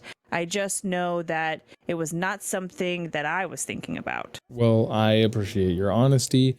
Yes, we do have laws here, and it is actually it's actually because of those laws that I have to kind of crack down, because some people, they like to try to bend and break the laws as much as they can. So that being said, actually, we also got reports of here, let me rephrase that. Deus, he wears that blindfold around his eyes, right? Yeah. And he looks like a knight to you. Would you describe him as a knight?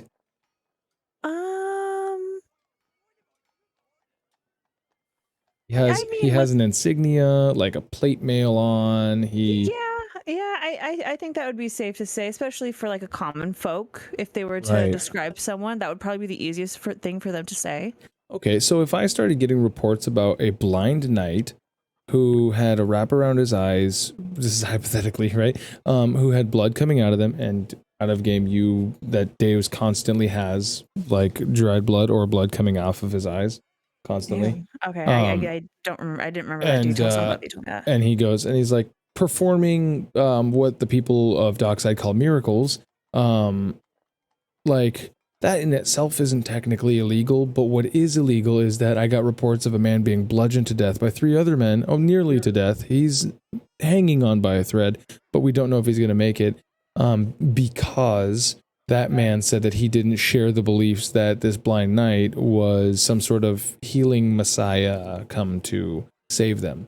What would you describe Deus as a healer? Have you seen him perform restorative abilities at all? Well, I mean, if I were to describe Deus, if anything, I would describe him as conflicted. Yeah, right. And that's his mental aspect, but I'm actually more concerned with like, have you ever seen him heal anybody? In what sense? Like emotionally? Like physically? Or physically? I mean, anyone can heal anybody if you use like some people like use salves or just like regular like hand wraps. What about like handshakes? Would you say that like if I gave you a handshake that would heal you physically if you had like, I don't know, a rotten foot?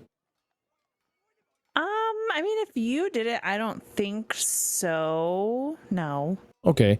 So it's not exactly common. I personally have never shook or shaken or shook. I don't know the word that you would use in that term.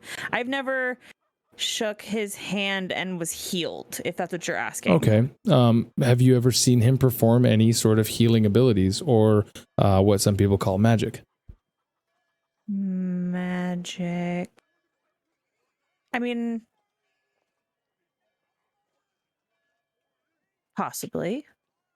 Possibly, yes. I mean, it's a possibility. So I personally, I'm not like, even though where I'm from, a lot of people are magical. I myself am not magical. So I don't know how magic even works. So I'm really not the best like choice of character to comment on magic, because I don't really know what it entails here. Right.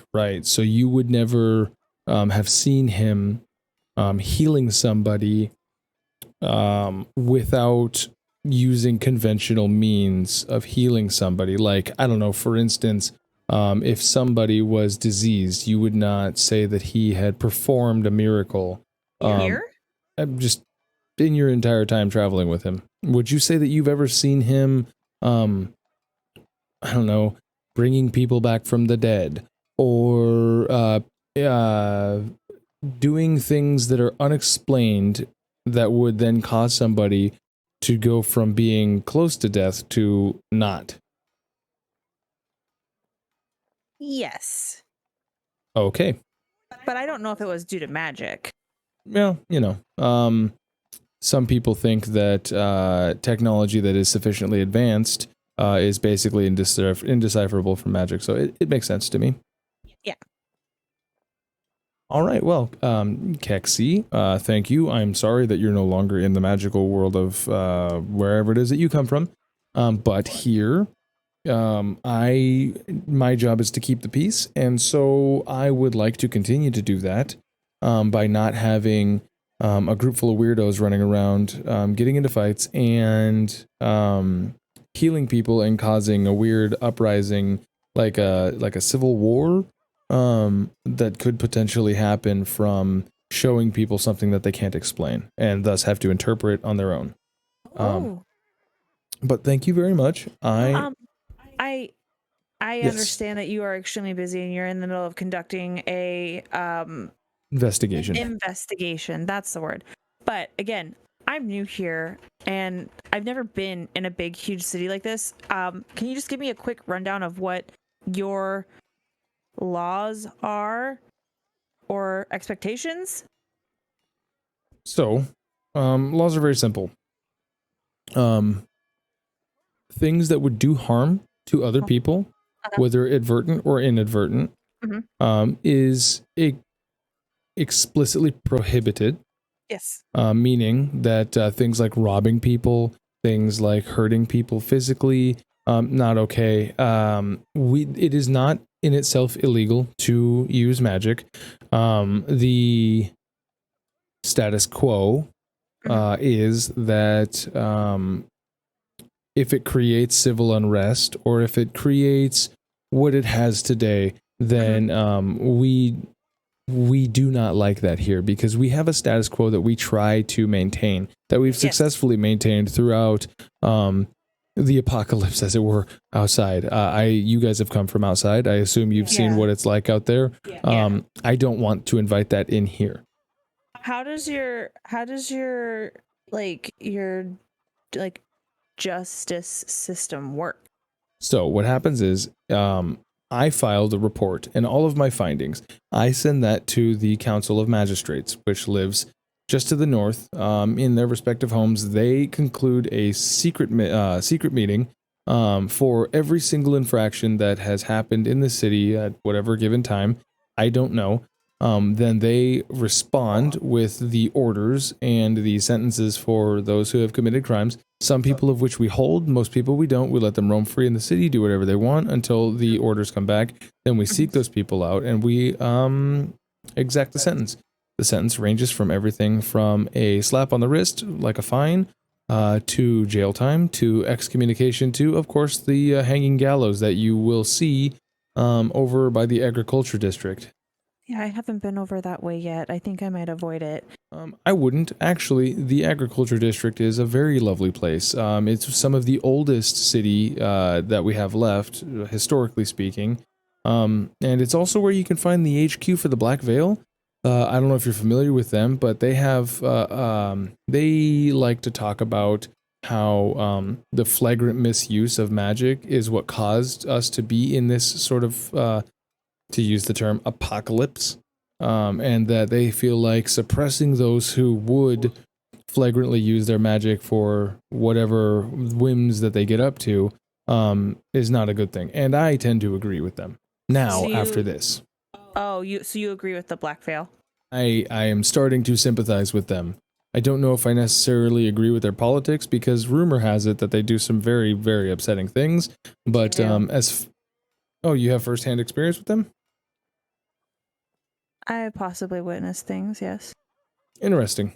Well, then I suppose that your experience would dictate your feelings, but since I have not had a negative experience with them, and the only thing that they have done is warn of the potential problems of using magic flagrantly, to which until yesterday I thought was complete bullshit. Anyways, I'm actually kind of understanding what they're talking about, because I literally just had to watch a man get his face reconstructed, and we don't know if he's going to make it. Yeah, that's horrible. Yeah, all because of one heal. Can I ask, the Black Veil here? You said they have an area, like a headquarters here, Yes. correct? Yes. Well, it's what is considered, the streets call it their headquarters. It's just a house. And they've never had any issues? Not a single one. Wow, that's very interesting. Right. But I mean, look, crimes happen all the time in this town. I'm just trying to maintain as much peace as I possibly can within this town. Well, I think you're doing a good job, and I wish I could have been more help, and I'll stay out of trouble. I appreciate that. Let's go. I'm going to go ahead and talk to the last person that I want to talk to. Perfect. And so we'll go rejoin the Embers of Hope. Just leave here? Yeah. Hey. Okay. Hey. As Presence comes out and he goes, well, the man of the hour, Deus. Let's go ahead and make our way over to the interview room. Boy, I have some questions. And then are you gonna follow him in? Yeah. Okay, head over to DM Shop Talk.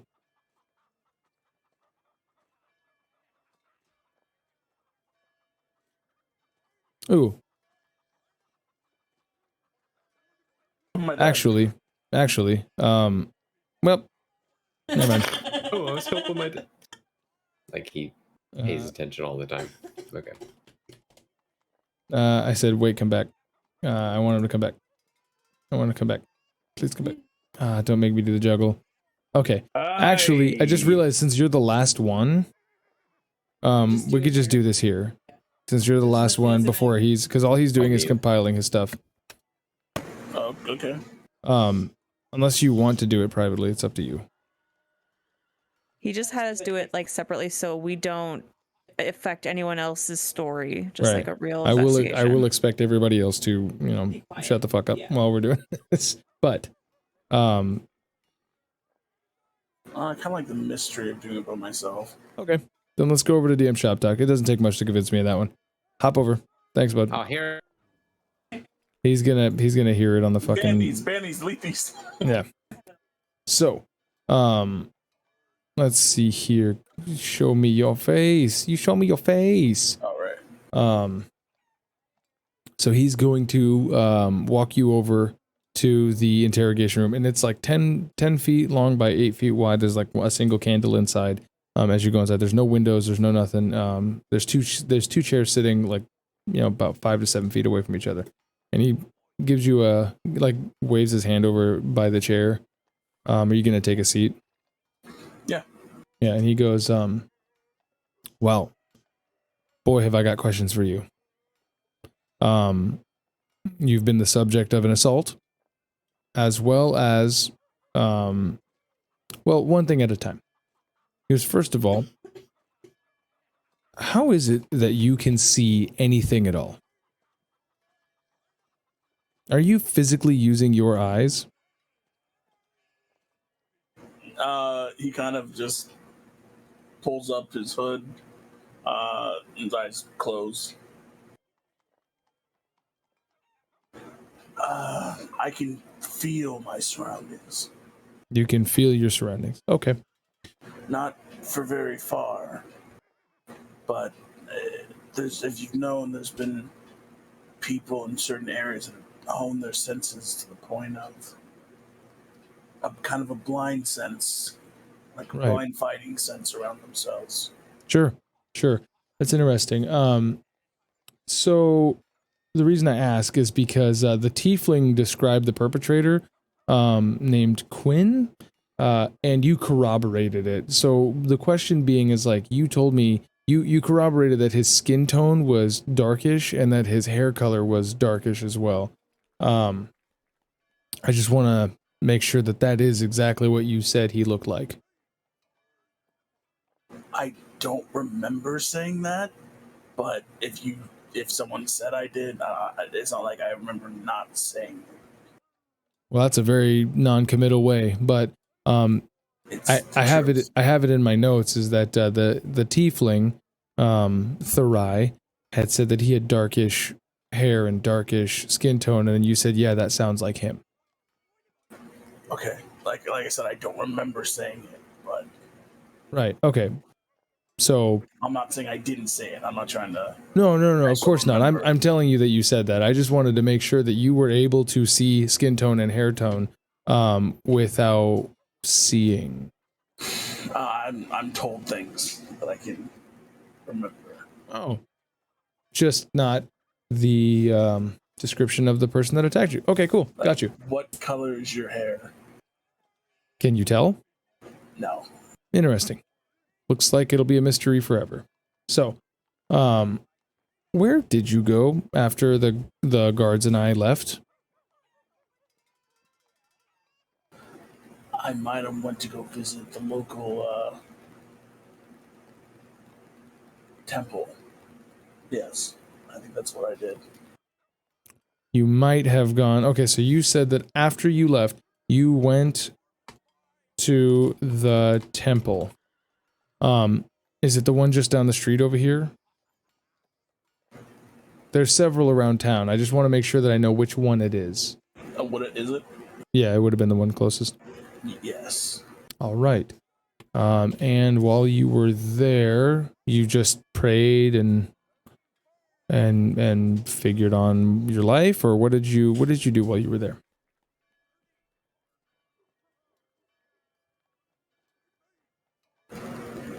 I guess I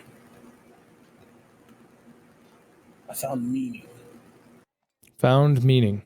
Okay. Let's see. So would you say that you're a pious person? I'm not sure. What would you describe pious as being? Well, you have a faith that you believe in. He doesn't physically looks down, but he looks like he kind of puts his head down when he says that. Someone. I'm not sure about that anymore. Oh, okay. That's interesting. So, the name of your order. Do you have something you believe in? I do not answer your questions. I ask the questions in this interview, and then you answer them. And then when we're done, maybe I'll answer questions. Because Don't you want to build a rapport? Again, I don't answer your questions. So here's what I do want: is I want facts. I want to know what the order that you are a part of is called, because the hammer that we retrieved from the crime scene from the assailant matched the insignia that you were wearing of your emblem. That is, I can only assume, tucked inside, but it was a crescent moon that looked like a bow upside down. I'm not a part of an order. Okay, so you were a part of it and you're not now, or you've never been a part of an order? Because I have it that you were... I've been a part of a group of like-minded individuals. Right. Okay, so when Quinn came to you to go with him, and that Kaioken, or sorry, Masenko was told that you had done wrong by him and to stay out of it. Was he a part of your previous order? He was an old friend I grew up with. So he wasn't a part of your previous order. Did he have any ties to your previous order? He was a like-minded individual that I used to hang out with, yes. Right. And so did the like-minded individuals have a name that they went by in general, like to name the group of them?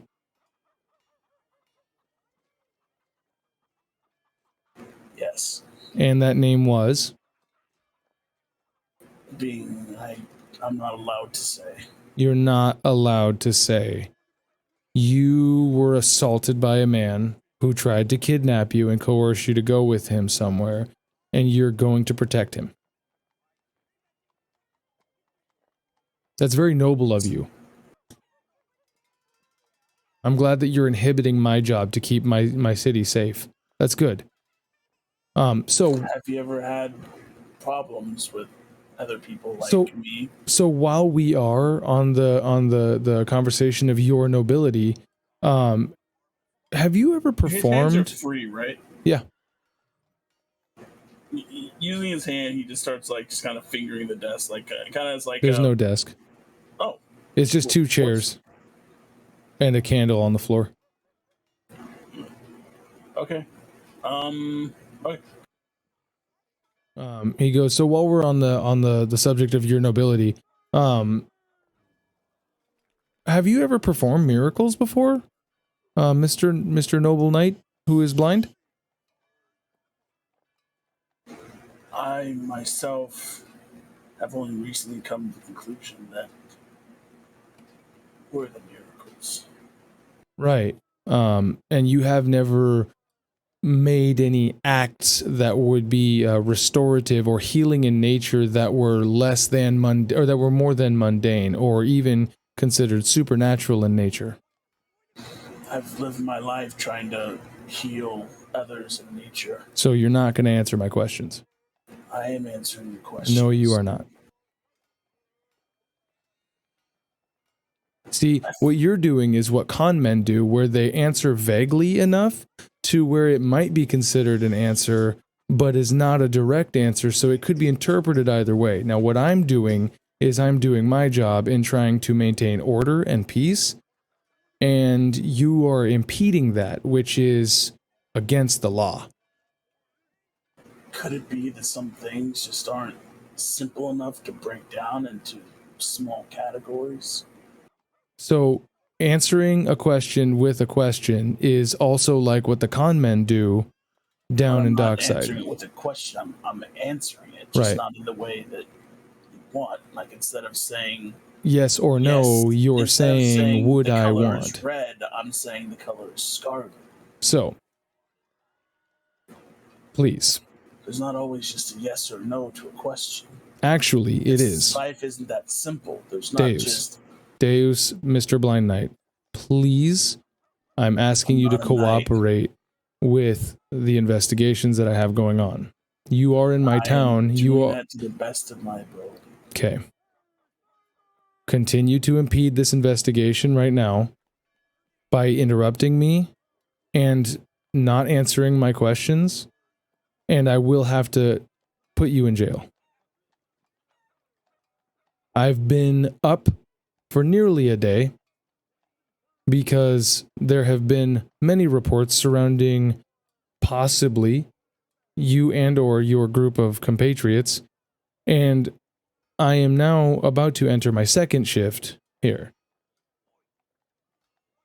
And you are not doing a very good thing right now by inhibiting this with circular logic. It's very straightforward, yes or no. Have you performed restorative magic before?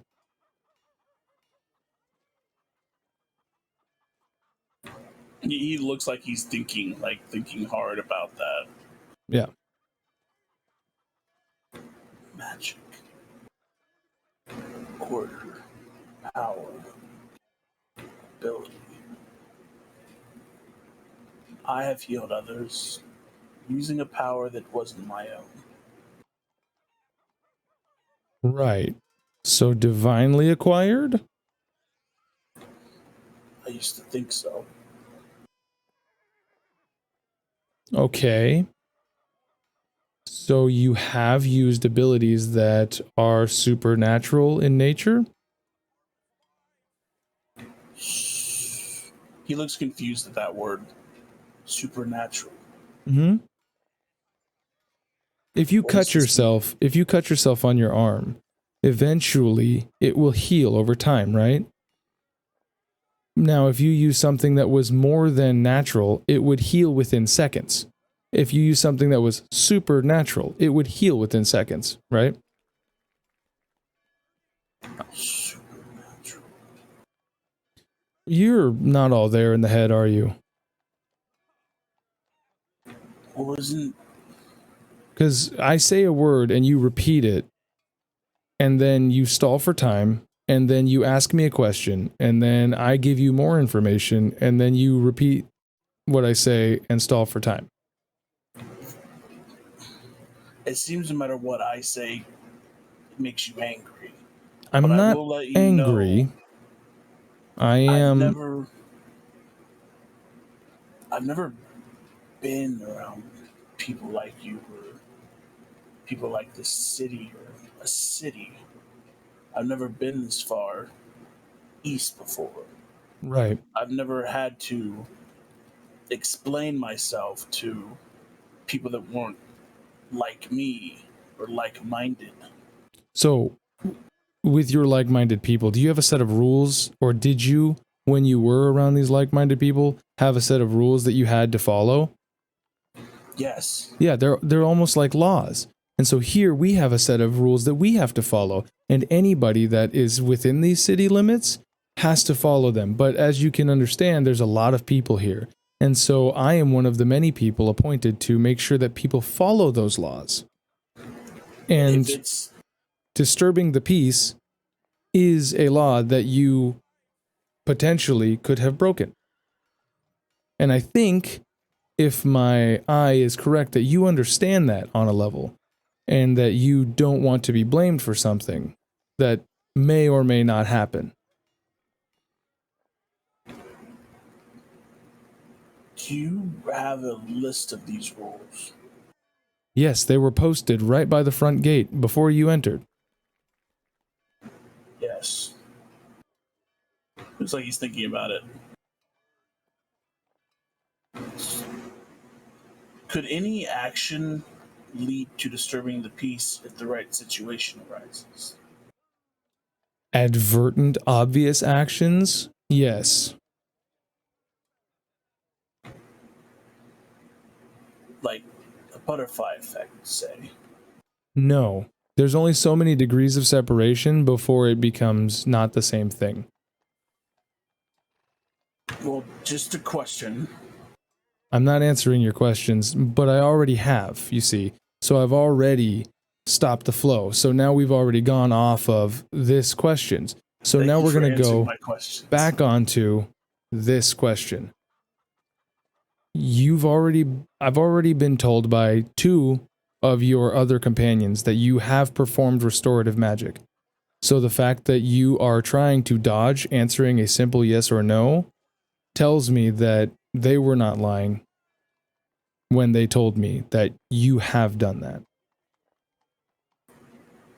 It's more I don't agree with your description of what I've done. Well, luckily for you, my rules in my city are what dictate what is magic and what is not. Now, this in itself is not the problem. I don't even believe that magic exists until yesterday, when I had a cult of about a half dozen people start uprising looking for a blind knight who healed a shoddy man's foot. Did you cast a restorative magic on a man who sold you mammoth meat? Who had a bad foot? With your description of what you see it, then yes. So you did. Okay. Now I should let you know that that act that you did without thinking the repercussions through led to that man starting a cult. They are currently looking for you to consume your flesh to hopefully get a portion of your divinity, led by the man who you healed his foot. And what demon are they worshiping? You. Do they need to be stomped at? You. They're worshiping you. Well, they're worshiping you. So here's the thing. Cult? Here's the thing. What happened? Well, that's weird. It doesn't have to be a demon, but all right. Not just any cult I've seen was always a demon. Well, then you haven't seen the whole world. So The thing about it is that 3 of these people bludgeoned one man who disagreed with them nearly to death. In fact, he might die in just a couple of hours, which is directly a result of your healing of one man. Because how is it my fault if one person hurts another? Because the man that was preaching that you were the healing Messiah was told that that was not real. And then when he was told that that wasn't real by this other gentleman, the 3 people who did believe him beat him to death. So I understand that. Right. Does that blame come to me? If you hadn't have healed him flagrantly without thinking of the repercussions of your actions, he would not go on that tirade. That man would still have a face. If someone stabs you, do you blame him or do you blame the sword? I blame the man who's holding the sword. You pointed the weapon. I didn't point a weapon. I have no use your own choice analogy. over another person's actions. So here's what I'm going to do.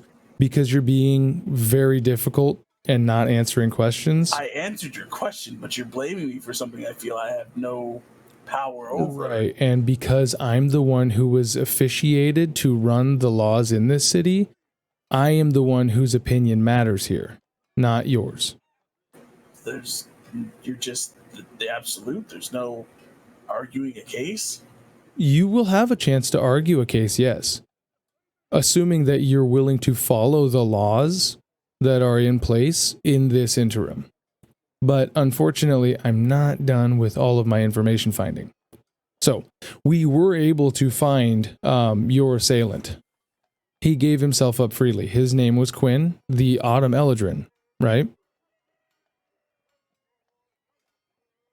Your longtime friend that you've known for like-minded... Is he okay? See, I'm not going to answer that question. See how this feels? Define okay. Is he okay as in, is he at the end of his life? Who knows? Is he okay versus where he was at in childhood when he had an innocent upbringing? Probably not better than that. You see how that doesn't answer your question, but it also does? Welcome. Yes. Right. So that's what you're doing to me. So I'm not going to outright give you a yes or a no, and you can find out eventually. But no, I agree with what you're saying. I didn't say anything to be agreed or disagreed with. So anyways, here's the thing, is that I have been lied to. I have been dodged, not just by you, but by a lot of people. Right? You guys weren't where you told me you would be when I went to the community house. Is there a reason in particular why you weren't at the community house that you all agreed you were going to go to when I went there to continue the interview process? The community house. Mm-hmm. That was the first. We did go there. We left for another one. Right. I guess none of us remember telling you to be there. Yeah, that's because nobody did. And that's the next question is why did you not tell the police officers who were supposed to be protecting you from the assailant that could come back, where your location would be? Probably the same as my first answer. I at least didn't think of telling anyone anything. Right. So that starts everything with the distrust. You see how if I can't trust that you're going to be where you say you are, then how can I trust that, anything else that you've told me is the truth? It's the foundation of what you're building on top of, and it's shoddy at best. So is there anything that you can tell me that is direct and the truth and factual, that is not a philosophical notion of your own or questions? Damn it. You had that last part.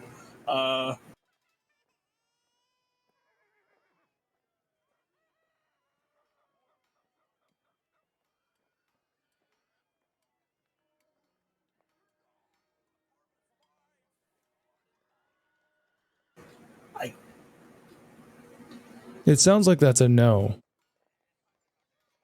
Well, I'm thinking. I right. Something and then You just don't want to like get caught up in what's fact and what's a lie. No, again, I'm new to this, so I'm trying to. Right. Because just like last time, I didn't think we were blamed for moving places because we didn't think to tell someone. Right.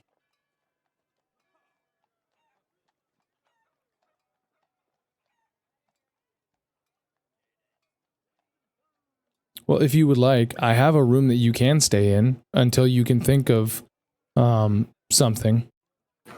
They're all questions. Right. Okay. So here's what's going to happen. And you see he pulls out some manacles.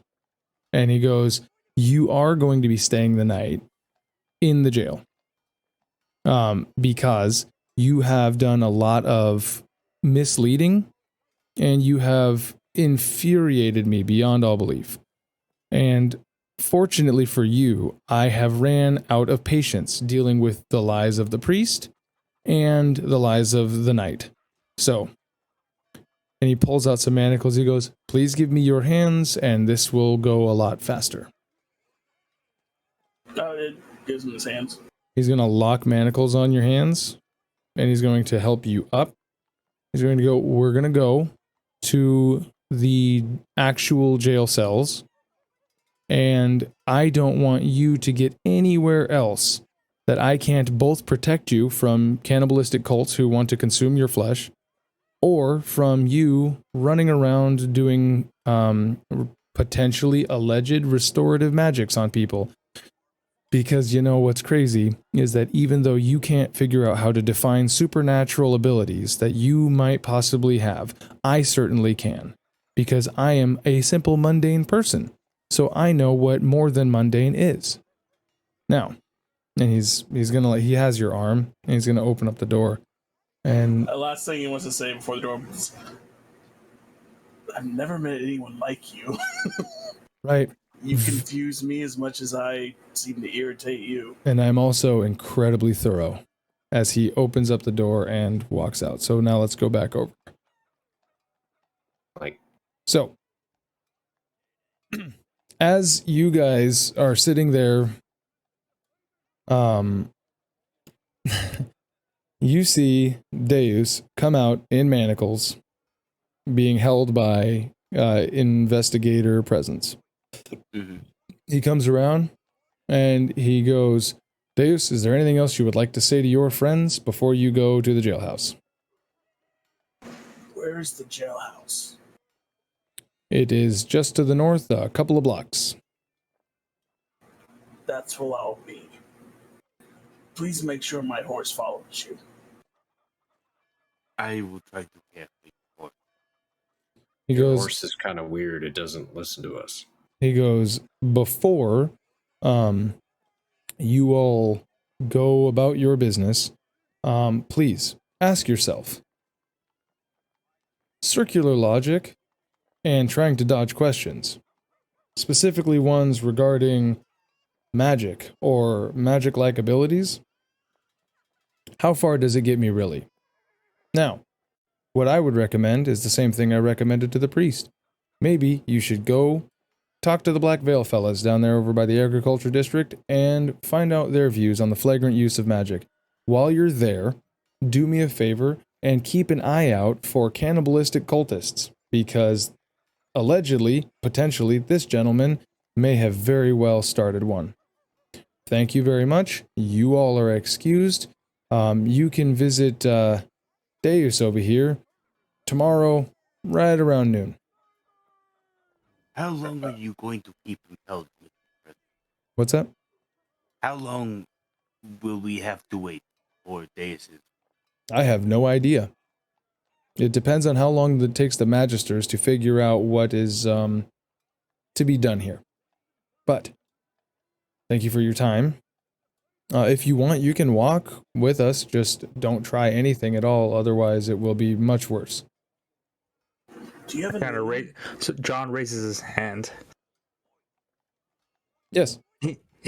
He started a cannibalistic cult? Inadvertently, yes, but he did. I once need It's a lot easier than I thought it would be. the two people also said the same thing. Yes. So not something I would also recommend. Here we go. And he's gonna follow. He's gonna be guiding Deus down the stairs and around back down, and start to head off to the north. Oh boy! You said you're a magistrate? I am not. No, I'm an investigator. Yeah. Do you have a name? Me? Yes. Wow. Yeah, presence. I already said that to you. Presents? Yes. Okay. Yeah, like gifts. No, not like gifts at all.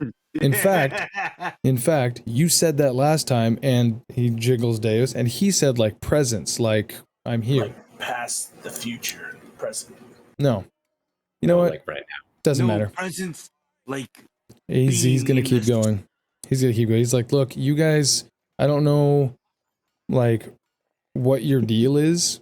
We're just fucking with him. We're like, yeah, no. The right, but here, logic. Therai is like trying to properly explain. He's like, no, not like that. So presence is like, he's like, I don't know what your guys' deal is, but okay, I would have been an ally to whatever endeavor you guys were trying to uncover, but you guys are dicks, and I will be pushing for the excommunication judgment. So, and he's gonna continue guiding you guys up. And he doesn't resist, but he does ask, if you sending me to jail causes me to start a cult, is that your fault? No. Because me sending you to jail, you would still have, as he's walking off, he goes, you would still have the willpower to shut your fucking mouth and not heal people. Willpower. Right. It's too bad the guy healed didn't have willpower. Right. Yeah. He'll stop talking about that. As he keeps going, he's like, keep it up, man. This is great for me. Because luckily I can recall all of this. And then your sarcasm, don't worry about it, man. You'll be fine. You'll be fine. Just remember, as he's walking you, he goes, when they strip you of all of your stuff, they never give back the greaves, okay? As he's continuing on.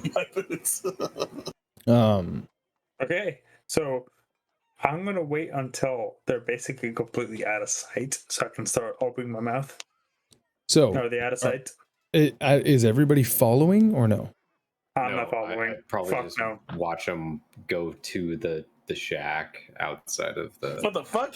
No, they're not leading you. They're leading him away like 2 blocks down. There's like it's a big. He told us where they're going. It's a huge cobblestone building. That's like bars and shit. Therai would know where the jail. Yeah, you would know where the actual jail cells are. They don't keep jail cells here. They escort people that way. Yeah. Mm-hmm. So as Deus and the cop disappear, the 3 of you guys are just sitting in the guard post area. There's like a bunch of guards around that are all like doing various things. You guys want to have a conversation here? No, I'm going to say, well, how about we go outside, get a fresh of breath air, and talk about our days. I think that might be a grand idea. Should we maybe go to the adamantine anvil? We already have a room anywhere that is not here. Yes. Let's start walking out. Find me a lawyer. So Jesus. I think it would probably be about 2:30, maybe 3 o'clock. Does that sound about right? Because you guys went up. You met up at 1 at the Iron it depends Golem. on how long the interrogations were, but yeah. Those interrogations were pretty long. Okay. Probably about 10-15 minutes each, give or take. Maybe not. Maybe like 5-10 minutes each. So that's like 20 minutes, give or take. There was another like 40 minutes coming back. We'll call it an even hour. So 1, 2, about 3 o'clock. Okay. Do you guys want to continue, or do you mind if we take a break because Amelia's awake? We can take a break, or depending on everyone else. Damn it! Every time we try to, I'm actually good for the night, considering it's 12:30. Yeah, it is pretty late. Okay. Every fucking time we try to keep the party together. Then let's continue to lie, and we will catch back up next week with this as Deus gets locked into the slammer, and Okay. The rest of you guys make your way to the adamantine anvil. Like, damn, Bruno left quick. No, Okay. not that quick.